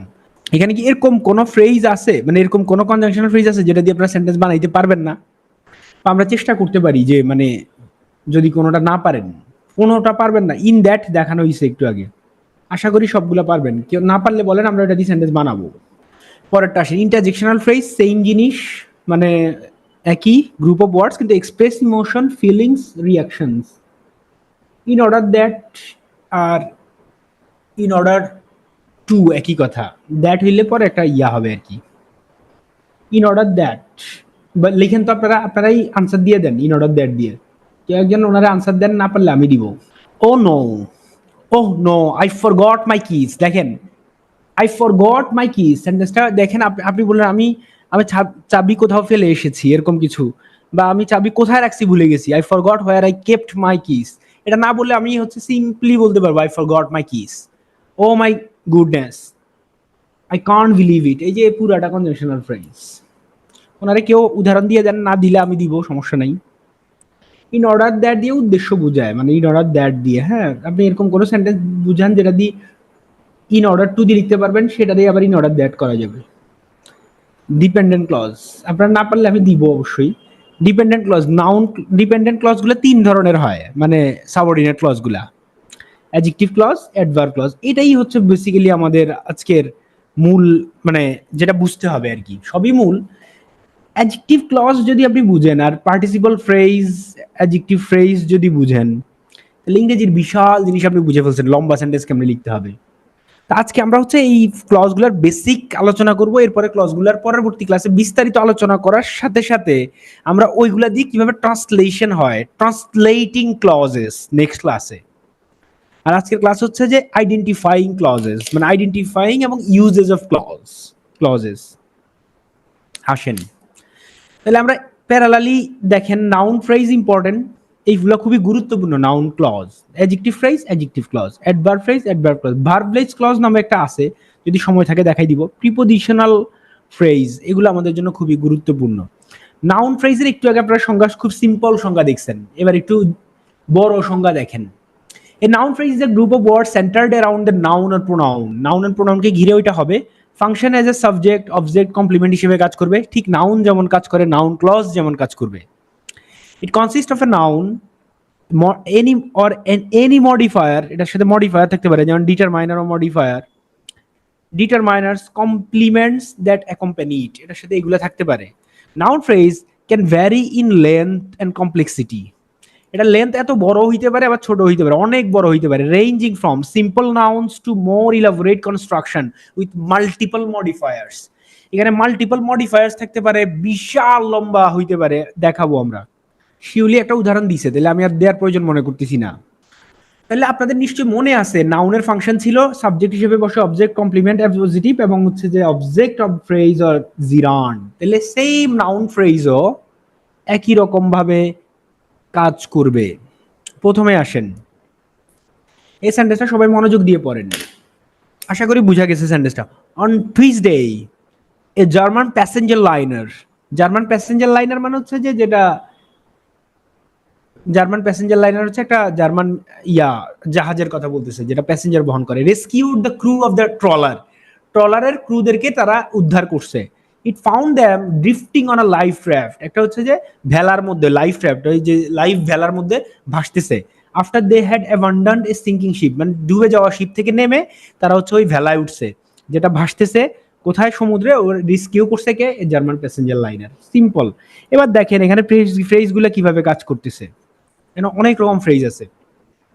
On Tuesday, adverbial, কোনো সন্দেহ আছে? এটা সময় বুঝাইছে, কখন, কোথায়, কিভাবে। এ জার্মান প্যাসেঞ্জার লাইনার, সেন্টেন্সের সাবজেক্ট মানে noun phrase. Rescued, verb. The crew of the trawler, এই ক্রু অফ দ্য ট্রলার পুরাটা হচ্ছে কাদেরকে রেস্কিউ করলো? ট্রলারের ক্রুদেরকে। এ ক্রু হচ্ছে, এটা নিজেও নাউন ফ্রেজ আবার পুরাটাও নাউন ফ্রেজ, কিন্তু এই ক্রু আর এটা যদি আলাদা করেন, অফ দ্য ট্রলার এই অংশটা, এটা কিন্তু আবার অ্যাডজেক্টিভ ফ্রেজ, কারণ নাউনের পরে বসে কোথাকার ক্রু, কোথাকার নাবিক, ট্রলারের নাবিক, বাংলা বাক্যে শেষে র, এই জন্য এটাকে মডিফাই করতেছে। ক্রুকে, ক্রুয়ের পরিচয় দিচ্ছে, ক্রু সম্পর্কে অতিরিক্ত তথ্য দিচ্ছে, এই জন্য এটা adjective phrase. It found them drifting on a life raft. On প্রিপোজিশনের পরে যদি একটা মাত্র সিঙ্গেল ওয়ার্ড বসে এটার নাম নাউন, আর গ্রুপ অফ ওয়ার্ডস বসলে এটার নাম নাউন ফ্রেজ। আমরা কিন্তু এখন ক্লাস একটু কঠিনের দিকে যাচ্ছি, এতক্ষণ আমরা ঢিলে ঢালা সোজা ছিলাম। দেখেন এখন কিন্তু সেম নাউন ফ্রেজই আমি পড়াচ্ছি। আচ্ছা, after they had abandoned a sinking ship, কি অ্যাবান্ডন করলে? সিঙ্কিং শিপ, আবার নাউন ফ্রেজ। এবার দেখেন এটা আপনাকে চার্টের মাধ্যমে দেখানোর চেষ্টা করছি। ডিটারমাইনার এ, প্রিমডিফিকেশন মানে প্রিমডিফায়ার জার্মান মানে অ্যাডজেক্টিভ এটা। Headward passenger liner. আবার দেখেন দ্য ক্রু, ডিটারমাইনার, এখানে প্রিমডিফিকেশন ছিল না। The crew headward, the crew of a trawler, এটা আবার পোস্ট মডিফিকেশন, পোস্ট মডিফায়ার হিসেবে বসছে। এরকম আরো কিছু দেখানো হয়েছে, এ সিঙ্কিং শিপ। দেখেন the good books, noun phrase. The good books to read, to read prepositional phrase, কিন্তু নাউনের ইমিডিয়েট পরে বসা এটার নাম হয়ে গেছে অ্যাডজেক্টিভ ফ্রেজ। আশা করি বুঝা গেছে। এরকম উদাহরণ এবার বিসিএস আসছে। এবার আপনি সিম্পল দেখেন না, এই যে my childhood friend knows all my secret, knows all my secret, noun phrase. এ দেখেন infinitive phrase, to walk in the rain, infinitive, এটাও সেন্টেন্সের সাবজেক্ট হিসেবে কাজ করতেছে। All infinitive phrases that work as a subject or object of a sentences, it is noun phrase, but they are noun phrases. To walk in the rain is always thrilling to me. Same thing, I just expressed it in or with Zirand. Walking in the rain is always thrilling to me. Modi, my cousin, is no more. Modi অবশ্য কালকে ইলেকশনে জিতছে, মরে নাই এখনো। এ দেখেন Modi my cousin, দেখছেন আজকে পত্রিকাগুলো কি লিখছে, অনেক এক্সপার্ট লিখছে, the victory that feels like defeating বা ফিলস লাইক ডিফিট, এরকম। মোদি মাই কাজিন, কাজিনের একটা পরিচয়, ডিটারমাইনার, এটা এটা অ্যাডজেক্টিভ ফ্রেজও হয়, এটার নাম নাউন ফ্রেজও, এটা বোথ হিসেবে কাজ করে। All most of the appositives আর both noun phrase and adjective phrase, mind it. Noun phrase তাহলে কি কি একটু আগে দেখাইছি, জিরান ফ্রেজ নাউন ফ্রেজ হয়, walking in the rain, to walk in the rain infinitive phrase, my cousin appositive phrase. আশা করি বুঝা গেছে। না বুঝলে নিশ্চয়ই এটার কথা মনে আছে, গত ক্লাসে দেখানো হয়েছে। Mastering in coding languages is a hard journey, সবগুলা যোগ করেনি যে হার্ড জার্নির সাথে, এটা হচ্ছে নাউন ফ্রেজ, কিন্তু এটার নাম জিরান ফ্রেজও। কেন gerund phrase? Verb plus ING, নিশ্চয়ই মনে আছে গত ক্লাস। সেম জিনিসটা আমি টু প্লাস ভার্ব দিয়ে প্রকাশ করছি, এই জন্য এটার নাম ইনফিনিটিভ ফ্রেজ। কারো বুঝতে কোনো সমস্যা হচ্ছে? বুঝলে বলেন, তাহলে বুঝাই দিব। একই জিনিস, এগুলো কি অবজেক্ট হিসেবে ব্যবহৃত হবে? হবে। I love my childhood friend, উল্টাই দিছি, to walk in the rain, to walking in the rain পেছনে নিয়ে গেছি, এখানে সাবজেক্ট দিয়া সেন্টেন্স অবজেক্ট হয়ে গেছে। কারো বুঝতে সমস্যা আছে? নাই। নাউন যেরকম প্রিপোজিশনের পরে বসে, নাউন ফ্রেজও প্রিপোজিশনের পরে বসতে পারে। দেখেন I love one of my childhood friends, but, এখানে বাট কিন্তু প্রিপোজিশন, কেমনে বুঝছেন? এই যে আবার এটার পরে ইয়া আছে, একটা নাউন ফ্রেজ আছে, আবার অনেক কারণে প্রিপোজিশনাল ফ্রেজ, এটার পরে কোনো ইয়া যোগ হয় নাই, কোনো এটা কাউরে যুক্ত করে নাই, এবং নাউন ফ্রেজের আগে বসে তার পজিশন বোঝাচ্ছে, এই জন্য এটা adjective, yeah sorry preposition. She loves nothing but to walk in the rain, she is fond of walking in the rain. Of প্রিপোজিশনের পরে একটা মাত্র সিঙ্গেল ওয়ার্ড বসলে নাউন, গ্রুপ অফ ওয়ার্ড বসলে নাউন ফ্রেজ। কমপ্লিমেন্ট কি আপনারা গত ক্লাসে পড়ছেন, মহিন যে মাই চাইল্ডহুড ফ্রেন্ড, এটা কি আমার ব্যাখ্যা দেওয়ার দরকার আছে? What she loves to walk in the rain, same জিনিসটা আমি খালি প্রকাশ করতেছি উল্টা সেন্টেন্সে ঘুরে গাড়াই। দেখেন what she likes is walking in the rain, সে যা পছন্দ করে সেটা হচ্ছে walking in the rain. What she loves, সে যা পছন্দ করে, walk in the rain. Mohin যা মাই চাইল্ডহুড ফ্রেন্ড, তা মানে মহিন যে মাই চাইল্ডহুড ফ্রেন্ড সে। This is what complement is. এখানে কি হিসেবে বসছে বলেন সবাই? This is noun phrase. The prime minister of India addressed the nation yesterday. What is it? Which phrase? কি হিসেবে বসছে সেন্টেন্সের এই নাউন ফ্রেজটা? এটা অবশ্যই নাউন ফ্রেজ, যেহেতু সেন্টেন্সের সাবজেক্ট হিসেবে বসছে। ইন্ডিয়া ইলেক্টেড, কাকে ইলেক্ট করছে? Indian people elected the Prime Minister of India on Monday. Monday না, এখানে ডেট ভুল আছে, আগের ডেট দেওয়া আছে কি। আচ্ছা, the prime minister of India, আচ্ছা মানডেই নাকি, মিলে গেছে নাকি, না মিলে নাই, এটা হবে পরশু দিন আর কি। ও পরশু দিন কি মানডেই তো ছিল নাকি, বুধবার না মঙ্গলবার ছিল। এখানে কি হিসেবে বসছে the prime minister of India, বলেন সবাই, লিখেন তাড়াতাড়ি। আর এখানে কি হিসেবে বসছে, Tisha my girlfriend caught me red handed, আপনার গার্লফ্রেন্ড আপনার হাতে নাতে ধরে ফেলছে, আরেকজনের সাথে প্রেম করতে গেছেন, দুইটাই পজিটিভ। এটার অনুবাদ করবেন কেমনে, অনুবাদ করবেন কেমনে আমরা আগামী ক্লাসে দেখাবো। জানেন এই যে আপনাদেরকে 45-এর যে ইয়াটা করতে দেওয়া হয়েছে, ইংলিশ টু বেঙ্গলি, ওখানে একটা ভুল আছে, বিসিএস এর প্রশ্নে ভুল ছিল, এক জায়গায় লাভলিনেস দেখবেন, লাভলিনেস সবাই ঠিক করে নেন, লাভলিনেস, এটা লোনলিনেস হবে, লোনলিনেস। এক, এখন এই যে ভারতীয় প্রধানমন্ত্রী নরেন্দ্র মোদী, দেখেন উল্টা করে অনুবাদ দেখাইছি না, পজিটিভের অনুবাদ করার সময় এটার আগে নিয়ে যেতে হবে। তা নিশা বা অন্যান্য কেউ বলছে যে হচ্ছে যে এটা অনুবাদ করতে সময় কাটাকাটি করতে হয়, কাটাকাটি করবেন না আপনি যদি টেকনিক জানেন। আমার গার্লফ্রেন্ড তিশা, দেখছেন প্রথমে নিয়ে যেতে হবে। আবার এটার কথা কত ক্লাসে আবার তানিশা বলছিলেন যে এটা হচ্ছে যে আপনার নেটিভ স্পিকারদের অনুবাদ করতে কঠিন লাগে, নেটিভ স্পিকার, এটা নেটিভ বার্ট্রান্ড রাসেল ডিক্স, এই জন্য আপনি বলছেন কঠিন, আসলে ব্যাপারটা এরকম না। আমরা যে উদাহরণগুলো ক্লাসে দিব এগুলো অনেকগুলাই নেটিভ স্পিকারের লেখা, বাইরের পত্রিকা থেকে নেওয়া, ওগুলো কঠিন না। এটা কঠিন এই কারণে এটা ফিলোসফি, এটা কঠিন এই কারণে এটা লিটারেচার টাইপ, ওই কারণে কঠিন। এটা বাংলাদেশি কোনো রাইটার লিখলো যে নেটিভ না, বা ইন্ডিয়ান কোনো রাইটার লিখলে যে নেটিভ না, যেমন ধরেন সালমান রুশদির কোনো লেখা আপনি অনুবাদ করতে খবর হয়ে যাবে। তো সুতরাং native doesn't me issue, native is not an issue, issue হচ্ছে যে টপিকটা কি। তানিশা যদি থেকে থাকেন নিশ্চয়ই বুঝতে পারছেন। আচ্ছা, এখানে কি হিসেবে বসছে নরেন্দ্র মোদী, বলেন। The prime minister of India became Narendra Modi again, আপনারা এগেইনটা এখানেও আনতে পারেন ফুল স্টপের আগে। Narendra Modi became the prime minister of India again, complement হিসেবে, very good. Narendra Modi is proud of building Ram temple, Narendra Modi যে প্রাউড সে, এখানেও কমপ্লিমেন্ট। এগুলা বুঝতে পারবেন আশা করি। এখানে কেউ বের করতে পারবেন, এখানে ফ্রেজ বের করতে পারবেন কেউ, এখানে ফ্রেজ কোনটা এই সেন্টেন্সে, এই সেন্টেন্সে ফ্রেজ কোনটা, the key to success, phrase, noun phrase, involves navigating challenges and overcoming obstacles, এটা আবার noun phrase. His dedication to helping others, পুরাটা noun phrase. Her hobby, noun phrase. Practising yoga regularly, appositive, noun ফ্রেজও একই জিনিস।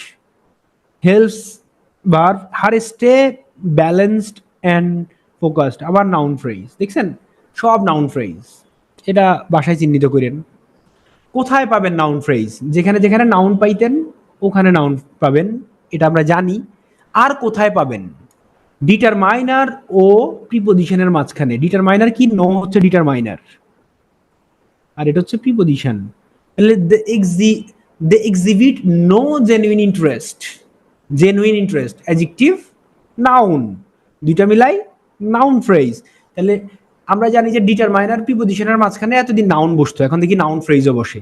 Close friends, genuine concern, আশা করি বুঝা গেছে। তাকাই থাকেন একবার, না বুঝলে আশা করি কঠিন কিছু মনে হচ্ছে না। এই ফরম্যাটটা খেয়াল করেন, it is plus adjective plus noun. It is plus যদি থাকে it is a, it is, it is, it is a, it is no. হ্যাঁ, এই স্ট্রাকচারের পরে যে ইয়াটা বসবে ইনফিনিটিভ ফ্রেজ বা কি পার্টিসিপাল ফ্রেজের মতো লাগবে আপনার কাছে, সবই কিন্তু নাউন ফ্রেজ। এটা খুবই জটিল এবং গুরুত্বপূর্ণ। এটা যদি প্রিলি পরীক্ষায় সর্বোচ্চ নাউন ফ্রেজের কঠিন প্রশ্ন আসতে পারবে এটা, কারণ আপনার এইখানে রিটেনের কাজ কিন্তু চিহ্নিত করা না, এখানে কাজ হচ্ছে জাস্ট এইভাবে ইউজ হয় দেখানো, এবং এটাই সবচেয়ে কঠিন। যদি আসেন এর চেয়ে পিএসসি আর করে কঠিন প্রশ্ন করবে না, করা সম্ভব না, করবে না, সম্ভব নাকি জানি না, কিন্তু করা উচিত। এর থেকে কঠিনে যাইতে পারবে না, যাবে না। এরকম আরো উদাহরণ আমি দিয়ে দিছি আপনি বাসায় দেখার জন্য। কিন্তু ইট ইজ প্লাস অ্যাডজেক্টিভ যদি এই ফরম্যাটটা না থাকে তখন কিন্তু এটা নাউন ফ্রেজ থাকবে না, অ্যাডজেক্টিভ ফ্রেজ হয়ে যাবে। দেখেন, his effort to get a job, কি প্রচেষ্টা, চাকরি পাওয়ার প্রচেষ্টা, র, এই জন্য এটা adjective phrase. The deadline to enrol in P2A, পিটুয়েতে ভর্তি হওয়ার ডেডলাইন, adjective phrase. The book on the table, টেবিলের উপরে রাখা বইটি, কিন্তু the book is on the table, prepositional phrase অথবা অ্যাডভার্বিয়াল অথবা অ্যাডভার্ব ফ্রেজ। কিন্তু আবার দেখেন ইট ইজ প্লাস এই ফরম্যাট যদি না থাকে, দেখেন কিন্তু এটা আবার ইয়া না, কি না, কেইমের পরে বসছে, নাউনের পরে বসছে, অ্যাডজেক্টিভের পরে বসছে, দেখেন ভার্বের পরে বসছে, তখন এটা কিন্তু আর কি থাকবে না, অ্যাডজেক্টিভ ফ্রেজও থাকবে না। প্রশ্ন করেন came to see his ailing mother, সে কেন আসছে, কেন দিয়ে প্রশ্ন করলে আমরা কি পাই মনে আছে, কখন কোথায় কিভাবে কেন, অ্যাডভার্বিয়াল। এবার অ্যাডজেক্টিভ ফ্রেজ, এতক্ষণ সোজা সংজ্ঞা শিখছেন, এবার একটু দেখেন কঠিন সংজ্ঞা, কঠিন না মানে ডিটেইল সংজ্ঞা। An adjective phrase is a group of words that function together to modify or describe a noun pronoun. Modify, describe a noun pronoun কেন, কারণ এটা noun pronoun সম্পর্কে অতিরিক্ত তথ্য দেয়, provide additional information। কার সম্পর্কে, noun or pronoun they modify, যে noun pronoun কে তারা modify করে, যেমন কোয়ালিটি, সাইজ, কালার, কন্ডিশন এইসব। তাহলে these phrases often consist of one or more adjective, একটা বা দুইটা adjective থাকতে পারে, or may include other elements such as adverb and prepositional phrases, এগুলো থাকতে পারে। এটা অনেকবার দিছি উদাহরণ। The woman with a veil, ঘোমটা পরা মহিলাটি, came to see a doctor, doctor দেখাতে এসেছে। A thing of beauty, joy forever, সুন্দরের জয় চিরন্তন। এ থিং অফ বিউটি পুরাটা নাউন ফ্রেজ, কিন্তু থিং এর পর অফ দিয়ে বিউটি, কিসের beauty, a thing of beauty, এই জন্য এটার নাম adjective phrase. Arifin is a man of letters, man of letters হচ্ছে পণ্ডিত ব্যক্তি, আরিফিন যে ম্যান অফ লেটার্স এটা কমপ্লিমেন্ট, কিন্তু এই ম্যানের পরে অফ লেটার্স এই অংশটা কিন্তু আবার অ্যাডজেক্টিভ ফ্রেজ, কারণ নাউনের পরে বসে তার সম্পর্কে তথ্য দিচ্ছে। The phone assembled in China doesn't work well, assembled in China ফোনের সম্পর্কে তথ্য দিচ্ছে। Phone assembled in a participle phrase is also called adjective phrase. The book borrowed from the library, যে বইটা লাইব্রেরি থেকে ধার নেওয়া হয়েছে, লাইব্রেরি বই সম্পর্কে তথ্য দেওয়া হচ্ছে, অ্যাডজেক্টিভ ফ্রেজ। এটারে কেউ কি অ্যাডজেক্টিভ ক্লজ বানাইতে পারবেন? সোজা দেখেন, the phone which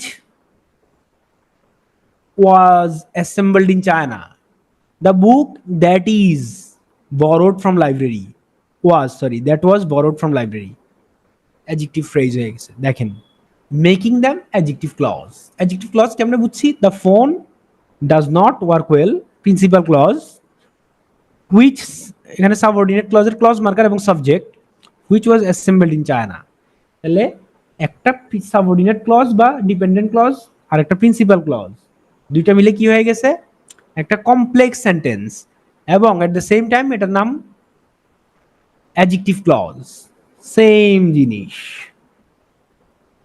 the book is lost that was borrowed from library. বুঝা গেছে এই ব্যাপারটা, সবাই বুঝছেন? একটু আওয়াজ দেন, বাকিরা বুঝেন নাই নিশ্চয়ই না, এই দুইজন ছাড়া, শিউলি আর জাহিদ ছাড়া। না বুঝলে আবার ভিডিও দেখে বুঝবেন, কি করবেন আর বলেন।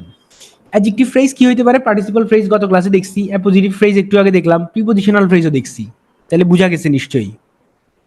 আকাশ, দ্যাট আর হুইচ কখন কোথায় বসে বুঝি না, দ্যাট যেখানে বসে হুইচও সেখানে বসে, তবে হুইচ ব্যক্তির ক্ষেত্রে বসে না, কিন্তু দ্যাট ব্যক্তির ক্ষেত্রেও বসে, এটা পার্থক্য। আর একটা পার্থক্য আছে, সেটা হইল এ দেখেন, আর একটা পার্থক্য হচ্ছে এটার আগে আপনি কমা ইউজ করছেন না, এই যে হুইচ কমা ইউজ করা ফরজ, দ্যাটের আগে কিন্তু ইউজ করি নাই, দ্যাটের আগে যদি আপনি কমা ইউজ করেন সেন্টেন্স ভুল হয়ে যাবে, এটা হবে না সেন্টেন্স, এটা করা যাবে না। বুঝা গেছে? এইটা পার্থক্য, দ্যাট আর হুইচ কোথায় বসে। দ্যাট ব্যক্তির ক্ষেত্রে বসে, বস্তুর ক্ষেত্রেও বসে, আর হুইচ শুধু বস্তুবাচক। দ্যাটের আগে কমা বসবে না, হুইচের আগে বসবে।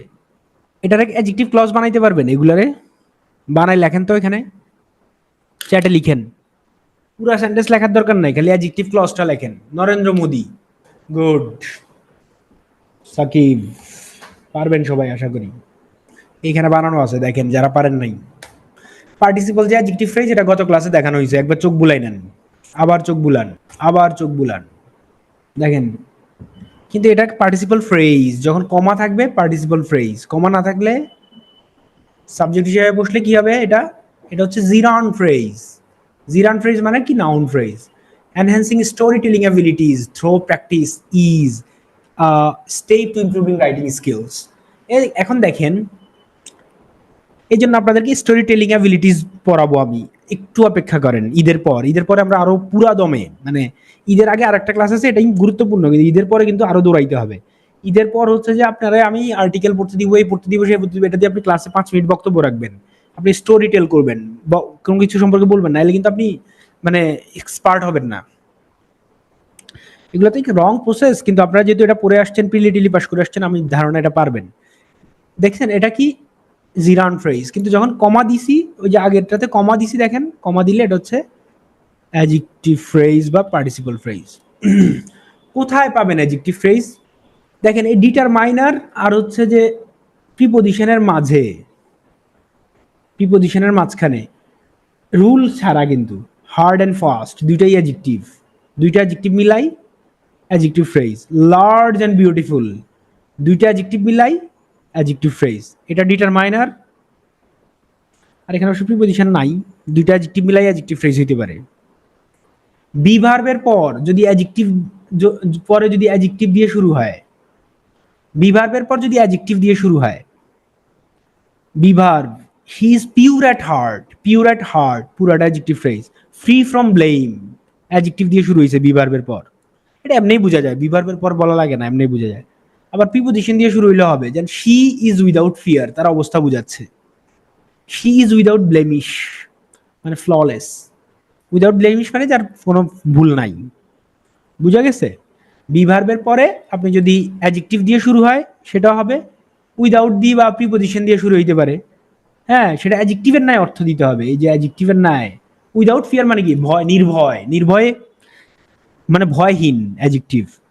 ফ্ললেস, এই যে লেজ আছে পড়ছেন, এটা অ্যাডজেক্টিভ। এই দুইটা সেন্টেন্সে কেউ ক্লজ বানাইতে, বানাইতে পারবেন? এগুলো হচ্ছে যে এই অতিরিক্ত তথ্য দিচ্ছে। দেখেন আর একটা সেন্টেন্সের স্ট্রাকচার শিখে নেন। যখন আমি দুইটা এরকম কোনো কিছু যুক্ত করব, যেমন অ্যাডজেক্টিভ যুক্ত করব, the beautiful sparkling, and sparkling দেওয়ার দরকার নাই, কমা দিয়ে দিলে হয়ে যাবে। দেখেন এভাবে ইউজ করা যায়। Then then the icy, icy cold, cold, icy cold area, icy cold, এরকম ইউজ করা যায়। বিউটিফুল স্পার্কলিং, এটা শিখেন, এটা রাইটিং স্কিলে কাজে লাগবে যদি ভালো লেখা লিখতে চান। আজকেও আমি হচ্ছে যে একটা এই যে ক্লাইমেট চেঞ্জের উপরে, ক্লাইমেট চেঞ্জ রেজিলিয়েন্সের উপরে একটা আর্টিকেল এডিট করতে গিয়ে এরকম একটা ইউজ করছি, দুইবার বার্ড দিছে, বার্ড একটা কেটে দিয়ে আমি হচ্ছে কমা দিয়ে ইউজ করছি। আপনার বিএডিএস এর ওয়েবসাইটে গেলে জার্নালের যে লেখাগুলো পাবেন অলমোস্ট সবই আমার এডিট করা, গত 2019 সালের পর থেকে। আচ্ছা, এটা এই জার্নাল কিন্তু ইন্টারন্যাশনাল মানের জার্নাল, মানে আমার মানে ওয়ার্ল্ডের one of the leading journals. আর বাংলাদেশে এটার উপরে ভালো কোনো জার্নাল নাই যেটা আমি এডিট করি, মানে ইকোনমিক্সের journal. The city teeming with bustling activity, which is, দিলেই হয়ে যাবে অ্যাডজেক্টিভ ক্লজ। অ্যাডভার্ব ফ্রেজ, অ্যাডভার্বের কাজ কি? একটু আগে সংজ্ঞা খুব সোজা দেখছেন, এবার দেখেন এটা গ্রুপ অফ ওয়ার্ডস মডিফাইং ভার্বকে মডিফাই করবে, অ্যাডজেক্টিভকে মডিফাই করবে, না আদার অ্যাডভার্বকে মডিফাই করবে। এবং এটাও এডিশনাল ইনফরমেশন দিবে কি সম্পর্কে? নাউন সম্পর্কে না, কি সম্পর্কে দিবে? নাউন সম্পর্কে দেয় অ্যাডজেক্টিভ, একটা manner, time, place, degree and frequency সম্পর্কে তথ্য দিবে।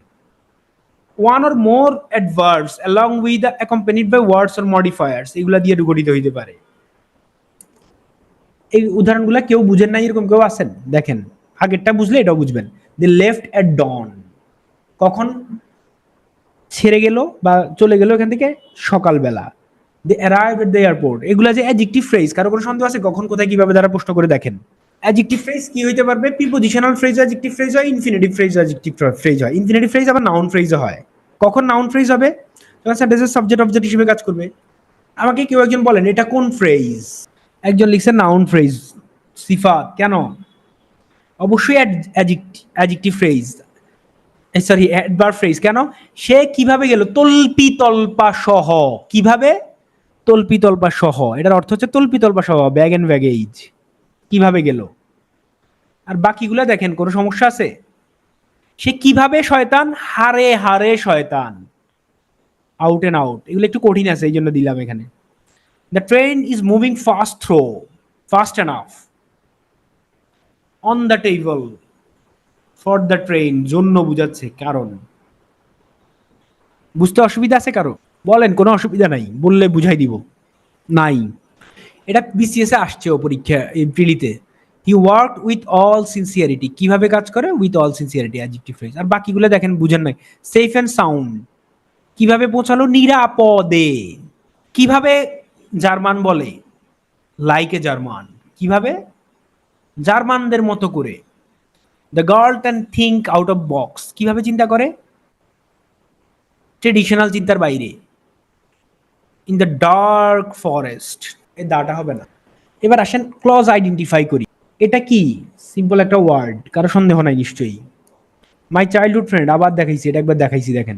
মাই childhood friend knows all my secret, মনে আছে? সেন্টেন্স। এবার দেখেন এইগুলারে আমি কি করছি, আবার দেখেন যারা বুঝেন নাই, আবার একটা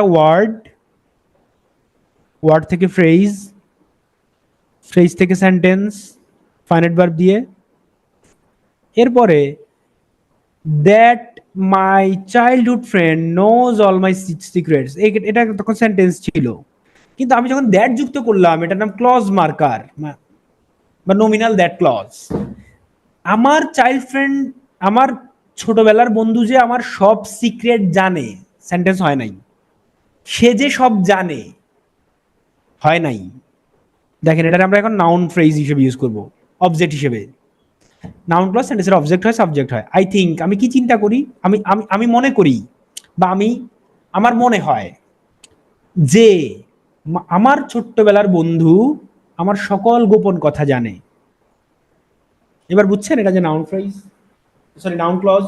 কারো বুঝতে অসুবিধা হয়েছে? এটা যে নাউন ক্লজ, ভার্বকে প্রশ্ন করেন আপনার কি মনে হয়, আমার কি মনে হয় যে আমার ছোটবেলার ফ্রেন্ড আমার সব সিক্রেট জানে। আরেকটা উদাহরণ দেখেন, আই নো, আমি জানি, সিম্পল সেন্টেন্স। আই নো হিম, আমি তাকে চিনি, অবজেক্ট। দেখেন এই অবজেক্ট একটা, ও হিম ছিল, হিম এখন হিজ ব্রাদার হয়ে গেছে, তাহলে কি হয়ে গেছে? Noun phrase. নাউন ফ্রেজ থেকে আমি এখন কই যাব? Noun clause. আমি কি চিনি? তার ভাইকে, হু হিজ ব্রাদার ইজ। মনে করেন এটা ইজ না দিয়ে আমি তো হু ইজ হিজ ব্রাদার, এটা হইলে সেন্টেন্স হইতো? বা না হইলে কি সমস্যা হইতো বলেন তো কেউ? I know who is his brother, তার ভাইকে আমি জানি, এটা দিলে কি হইতো? আগে শুধু এটা বলেন, সেন্টেন্স হইতো কি হইতো না? Asif thank you. এমবেডেড কোশ্চেনের সমস্যা। সাবঅর্ডিনেট ক্লজ কখনো কোশ্চেন মার্ক হইতে পারবে না। এই principal clause, do you know who his brother is, এই যে প্রিন্সিপাল ক্লজটা আপনি কোশ্চেন করতে পারবেন, কোশ্চেন বানাইতে পারবেন। সাবঅর্ডিনেট ক্লজ কখনো সেন্টেন্সের কোশ্চেন হবে না, এই জন্য এটা এমবেডেড কোশ্চেন প্রবলেম হবে। বুঝা গেছে? কেউ না বুঝলে বলেন, এটা নিয়ে বিস্তারিত আবার থাকবে আগামী ক্লাসে, এমবেডেড কোশ্চেন নিয়ে আবার থাকবে। তাহলে নাউন ক্লজ কিভাবে চিনবেন? ওই সেম কথা, subject, object, prepositive, complement of adjective, এই সেগুলা। এবার আমি একটা স্লাইড চালাইতে থাকবো, কেউ না বুঝলে সাথে সাথে নক দিবেন, ওই স্লাইডে আমি ব্যাখ্যা করব। মুখে না বইলা এখন আমি মিমের মতো বলবো, মিম। দেখেন আপনারা বুঝেন কিনা। পুরাটা পড়বেন স্লাইড, আমি প্রত্যেকটা স্লাইড 5 সেকেন্ড করে রাখবো। না বুঝলে সাথে সাথে হ্যান্ড রেইজ করবেন অথবা চ্যাটে বলবেন এটা বুঝি নাই। এই সেন্টেন্সটা দিয়ে বানাবো, সে যা বলেছে সারপ্রাইজড এভরিওয়ান।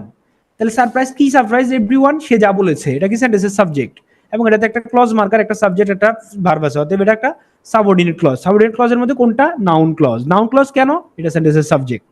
আশা করি বুঝা গেছে। পরেরটা না বুঝলে বলবেন। এটা একটু কঠিন আছে, দেখেন।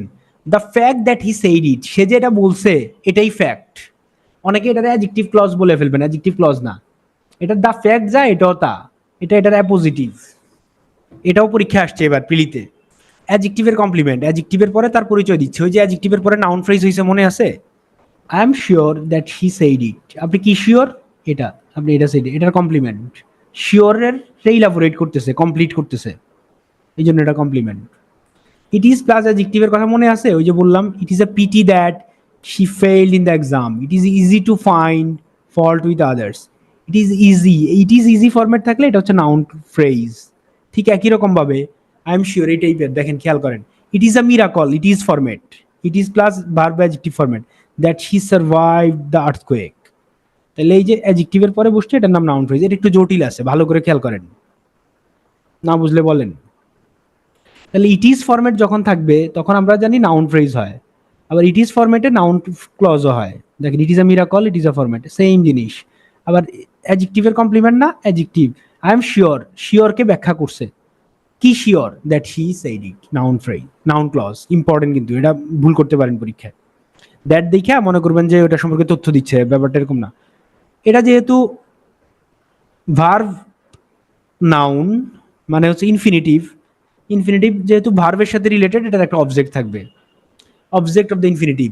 Two hear what he said was important, সে যা কি বলতেছে এটা ইম্পর্টেন্ট শোনা। ইনফিনিটিভের অবজেক্ট কেন? কারণ ইনফিনিটিভ তো ভার্ব, আর ভার্বের তো অবজেক্ট থাকবেই, থাকতে পারে, সরি থাকবে না। একই রকম ভাবে ইনফিনিটিভে যদি থাকে, জিরান্ড তো ভার্বাল নাউন, তাহলে জিরান্ডেরও থাকবে, she avoided saying what she said. আরো কিছু উদাহরণ বাসায় দেখার জন্য দিছি, নাউন অ্যাডজেক্টিভ কমপ্লিমেন্ট হিসেবে ইউজ হয়, যে এটা বাসায় দেখার জন্য। এবার আসেন, নাউন ক্লজ কারো বুঝতে সমস্যা হয়েছে কি না বলেন, হ্যান্ড রেজ করেন, বা কোনো স্লাইড না বুঝলে বলেন, আমি আবার রিপিট করব। হয় নাই। I know him, word. I know his sister, phrase. I know where his sister lives. Clause marker, subject, verb. আমি কি জানি, সেন্টেন্সের অবজেক্ট এটা, তাহলে এটার নাম নাউন ক্লজ। কিন্তু দেখেন, where his sister live, same জিনিস। দেখেন, আই উইল গো, এটা কোন ক্লজ কেউ বলতে পারবেন? Adverb clause. কেন? আমি কোথায় যাব, কখন, কোথায়, কিভাবে দ্বারা প্রশ্ন করলে। বা সেম জিনিস দেখেন, হোয়ার হিজ সিস্টার লিভস, কিন্তু এটা প্লেসকে ব্যাখ্যা করতেছে। আই নো দ্য প্লেস, কোন place? Where he sister leaves, place সম্পর্কে তথ্য দিচ্ছে, এই জন্য এটা অ্যাডজেক্টিভ ক্লজ। এবার আসেন, তাহলে আমরা জানলাম অ্যাডজেক্টিভ ক্লজ নাউন সম্পর্কে অতিরিক্ত তথ্য দেয়, যে I know the place where he sister lives, I know the man whom we all respect. The man সম্পর্কে অতিরিক্ত তথ্য দিচ্ছে। এতক্ষণ এই উদাহরণগুলো একবার চোখ বুলান, কোনোটা না বুঝলে বলেন। সুন্দর সুন্দর উদাহরণ, প্রত্যেকটার অর্থ অনেক সুন্দর, কোনো সমস্যা নাই আশা করি। All that glitters is not gold, এটা পরীক্ষা আসছিল, এটাও আসছে। Our sweetest song are those that tell of our saddest thoughts. এখন অ্যাডজেক্টিভ ক্লজ কিন্তু ক্লজ মার্কার ছাড়াও হইতে পারে। দেখেন, এটাই সুন্দর, আপনারা বেশি বেশি এগুলা ইউজ করার চেষ্টা করবেন। ক্লজ মার্কার লাগে না। I will tell you all that I heard, দরকার নাই। All I heard, this is the play, this is the phone I lost, that I lost বলার দরকার নাই। It all you can, everything he said, everything that he said বলার দরকার নাই। Where is the book, where is the book he left for me, that he left for me দরকার নাই। Noun clause O that বাদ দেওয়া যায়, আমরা আগামী ক্লাসে দেখব। আগামী ক্লাসে আমরা পূর্ব রিডিউসিং কিভাবে, আগামী ক্লাসটা গুরুত্বপূর্ণ এই জন্য যে আগামী ক্লাস বুঝলে ভালো করে যে ক্লজকে ফ্রেজে রূপান্তর, ফ্রেজকে ক্লজে রূপান্তর, এটা যদি আমরা বুঝি তাহলে আমরা সামারি লিখতে পারবো, সামারি। এই জন্য আপনাদেরকে বেসিকগুলো ক্লিয়ার করা হচ্ছে। তারপরে আমরা যখন যাব তখন আর এগুলো আর রিপিট হবে না, তখন মানে বুঝতে হবে যে এটা এই জন্য এগুলো করানো হচ্ছে। যাই হোক, এখানে একটা অ্যাপোজিটিভ আছে আর একটা অ্যাডজেক্টিভ ক্লজ আছে। আমাকে বলেন কোনটা অ্যাপোজিটিভ আর কোনটা অ্যাডজেক্টিভ ক্লজ? এখানে একটা হচ্ছে অ্যাডজেক্টিভ ক্লজ আর একটা হচ্ছে অ্যাপোজিটিভ। কোনটা অ্যাপোজিটিভ ইউজ করা হয়েছে আর কোনটা, মানে একটা নাউন ক্লজ আর একটা অ্যাডজেক্টিভ ক্লজ, কোনটা বলেন তো? এটা এক, এটা দুই। সেকেন্ডটা appositive, that honesty is the best policy, honesty is the best policy যা দ্য বিলিফ ও তা, এই জন্য এটা অ্যাপোজিটিভ এবং noun phrase. The belief is widely held, এটা যে এই যে এটা সেম, কিন্তু দ্য মুভি সম্পর্কে তথ্য দিচ্ছে, দ্যাট ওন সেভারাল অ্যাওয়ার্ডস, এটার এটা একই কথা না, এটা সম্পর্কে তথ্য দেয়া, এই জন্য এটা অ্যাডজেক্টিভ ক্লজ। পরেরটা বলেন তো, দ্য ফ্যাক্ট যা দ্যাট হুএভার অ্যারাইভ ফার্স্ট, একই কথা। দ্য ফ্যাক্ট, দ্য বিলিভ, এগুলো থাকলে মুখস্থ বুঝে যাবেন যে এটা হচ্ছে নাউন ক্লজ বা অ্যাপোজিটিভ। আর এটা the book that he borrowed from library, book সম্পর্কে তথ্য দিচ্ছে। এটা বলেন, এটা পারলে হবে। এক অ্যাপোজিটিভ না দুই অ্যাপোজিটিভ? কোনটা অ্যাপোজিটিভ? এক দুই করে লেখেন। আমি জিজ্ঞেস করছি কোন, আচ্ছা আমি জিজ্ঞেস করতেছি, আমার প্রশ্ন হচ্ছে কোনটা অ্যাডজেক্টিভ ক্লজ এখানে, এক না দুই? বলেন সবাই। ভেরি গুড, এক না দুই? অ্যাডজেক্টিভ ক্লজ কোনটা? Very good. এটা কোন ক্লজ? এই ভুল করে ফেলছেন, আয় হায় আয় হায় আয় হায়, মানিজ্জত খাই ফেলছেন। অ্যাডভার্ব বইলা ফেলছে হোয়াই দেখে, আহা দুঃখ। আই নো, আমি কি জানি হোয়াই হি লেফট, কি বা কাকে দ্বারা প্রশ্ন করলে পাবেন। এটা বলেন, এটা কোন clause? Very good. Infinitive to equal to adjective clause. দেখেন অ্যাডজেক্টিভ ক্লজ ইনফিনিটিভ টু মধ্যে দেখেন, যেহেতু এটা সম্পর্কে তথ্য দেয়, সুতরাং এটারে তো অ্যাডজেক্টিভ ক্লজ বানাইতেই পারবেন। Give me some food that I may eat, তো এটা সম্পর্কে তথ্য দিচ্ছে। ফুড কেন? মানে এটা তথ্য, দ্যাট আই মে ইট, যাতে আমি খাইতে পারি। Give me some food to eat, দেখেন এই যে সেন্টেন্সে ছোট করা যায়, এটা শিখেন। একই জিনিস এখানে, the doctor has given me some medicine which I must take, the doctor has given me some medicine to take. সুন্দর না? আরো উদাহরণ, কেউ না বুঝলে বলেন, his brother gave me a penny which he might put in the box. To হয়ে গেছে। অ্যাডভার্ব ক্লজ, এটা একটা সাবঅর্ডিনেট ক্লজ বা ডিপেন্ডেন্ট ক্লজ, যেটা modify verb, adjective and adverb. এবং এটা পরীক্ষা আসছে বিসিএস এ, কোন বিসিএস এর জন্য, strike the iron while it is hot. কখন স্ট্রাইক করবেন? যখন এটা হট থাকবে, জব বুঝে কোপ মারবেন। সাধারণত ভার্বকে কখন, কোথায়, কিভাবে, কেন দ্বারা প্রশ্ন করলে উত্তর পাবেন। অ্যাডভার্বের অনেক প্রকারভেদ, manner, place, time, MPT, 3C, তিনটা C, condition, concession, consequence, 3C, আর রিজন, পি মনে রাখলে রাখেন, না রাখলে নাই। তাহলে কি? এম, ও শেট, এমপিটি, এই যে এমপিটি 3CR, এমপিটি 3CRP, manner, place, time, condition, concession. কেমনে বুঝবেন কোনটা কি? ম্যানার কেমনে বুঝবেন? কিভাবে দ্বারা প্রশ্ন থাকবে, সো অ্যাজ এজ থাকতে পারে। প্লেস দিয়ে কেমনে বুঝবেন? হোয়ার এভার থাকতে পারে। টাইম জানেন আপনারা, হোয়েন থাকে। কন্ডিশন মানে কি? শর্ত, ইফ, উইথ আর আনলেস। কনসেশন মানে কি? দো, অল দো, যদিও, যদিও মানে কনসেশন। কনসিকুয়েন্স মানে সো দ্যাট, মানে রেজাল্ট আর কি। রিজন মানে কারণ, because, since, as, that. Purpose মানে হচ্ছে so that, in order that, এই যে ইন অর্ডার দ্যাট। এই যে উদাহরণ চাইছিলেন, তার এখন অনেক অনেক উদাহরণ দিব, দেখেন। বা লেস্ট, লেস্ট থাকলেও কি হবে? পারপাস হবে। M P T C, 3C, 3CR P. Manner, place, time, condition, how কিভাবে, কোথায়, কখন, কোন শর্তে, অলদো হোয়াট যদিও কেন, মানে কোন যদিও, সো হোয়াট, ওয়াই কি জন্য, ফর হোয়াট। প্রত্যেকটার উদাহরণ সবাই পড়েন, কেউ বুঝেন নাই, না বুঝলে জিজ্ঞেস করেন। সময় 1 মিনিট। অ্যাডভার্ব ক্লজ কেমনে চিনবেন? পরের ক্লাস আমরা ক্লজ মার্কার সহ দেখায় আলাদা আলাদা উদাহরণ দিব, আবার ট্রান্সলেশনও করব। পরের ক্লাস হচ্ছে মোর প্র্যাকটিক্যাল, আজকের ক্লাস হচ্ছে more theoretical. Obviously practical in a sense, applied grammar, কিন্তু আগামী ক্লাসে আমরা ট্রান্সলেটও করব, ডিরেক্ট ওইটা ট্রান্সলেট করব। যেটা কোনোটা বুঝানো দেওয়ার দরকার থাকলে বলেন আমাকে, আর নাইলে আমি ধরে নিব আপনারা সবাই বুঝছেন। কনসেশনটা হচ্ছে যে শর্ত বুঝায়। আপনি যদিও সে, আমরা বলতাম না ছোটবেলায়, যদিও সে গরিব সে সৎ, এই টাইপের সব সেন্টেন্সই যেখানেই দো দেখবেন সেটাই অ্যাডভার্ব ক্লজ, এবং এটা কনসেশন বলে, adverb of concession. She went to the party, যদিও, even though, she did not know, she did not know anyone there, যদিও সে সেখানে কাউকে চিনে না, তাও সে পার্টিতে গেল। মানে যদিও যা যা যা যা আছে সবগুলা কনসেশন। যদিও যেখানে দেখবেন, এই ক্লজ মার্কার গুলো যেখানে দেখবেন, সবই কি? সবই অ্যাডভার্ব ক্লজ। এটা আপনাদের বাড়ির কাজ, চাইলে আপনারা বাড়ির কাজ জমা দিতে পারেন। আমার ধারণা আপনারা সবাই পারবেন এটা। এখানে সেন্টেন্স বসাবেন আপনি নিজে তৈরি করে। কিন্তু আমি এই যে so that, in order that, যিনি বুঝেন নাই প্রথমে, এই যে বলছেন এটা দিয়ে বাক্য তৈরি করতে, দেখেন এটারই বলে purpose, adverb of purpose. She packed her umbrella in order that, যাতে she would not get wet in case it rains. Packed her umbrella মানে কি? সে আমব্রেলা প্যাক করে নিছে, তার সাথে নিছে, এই জন্য যদি বৃষ্টি আসে সে যেন না ভিজে। লেস্ট হি মিস, দেখছেন ভার্বের V1 base form. She arrived early lest he miss the train. Should দিয়েও করা যায়, বাংলাদেশি বইগুলোতে এটা দেয়া আছে শুড, আমি দেখছি, আমরাও পড়ছি ছোটবেলায়। সো দ্যাট যাতে বুঝাইলে এটা হচ্ছে যে অ্যাডভার্ব বা পারপাস হবে। এবার বলেন any question on today's class, যদি কোশ্চেন না থাকে ক্লাস শেষ, আর কোশ্চেন থাকলে আপনি হচ্ছে যে মাইক্রোফোন অন করে মানে ইয়া করে কথা বলেন। আর আগামী ক্লাস বলে দেই, আগামী ক্লাস হচ্ছে মোর প্র্যাকটিক্যাল এবং ডিরেক্ট ট্রান্সলেশন থাকবে, ওখানে ক্লজই থাকবে, কিন্তু ক্লজ থাকলেও আমরা ট্রান্সলেশন করবো basically. Thank you so much.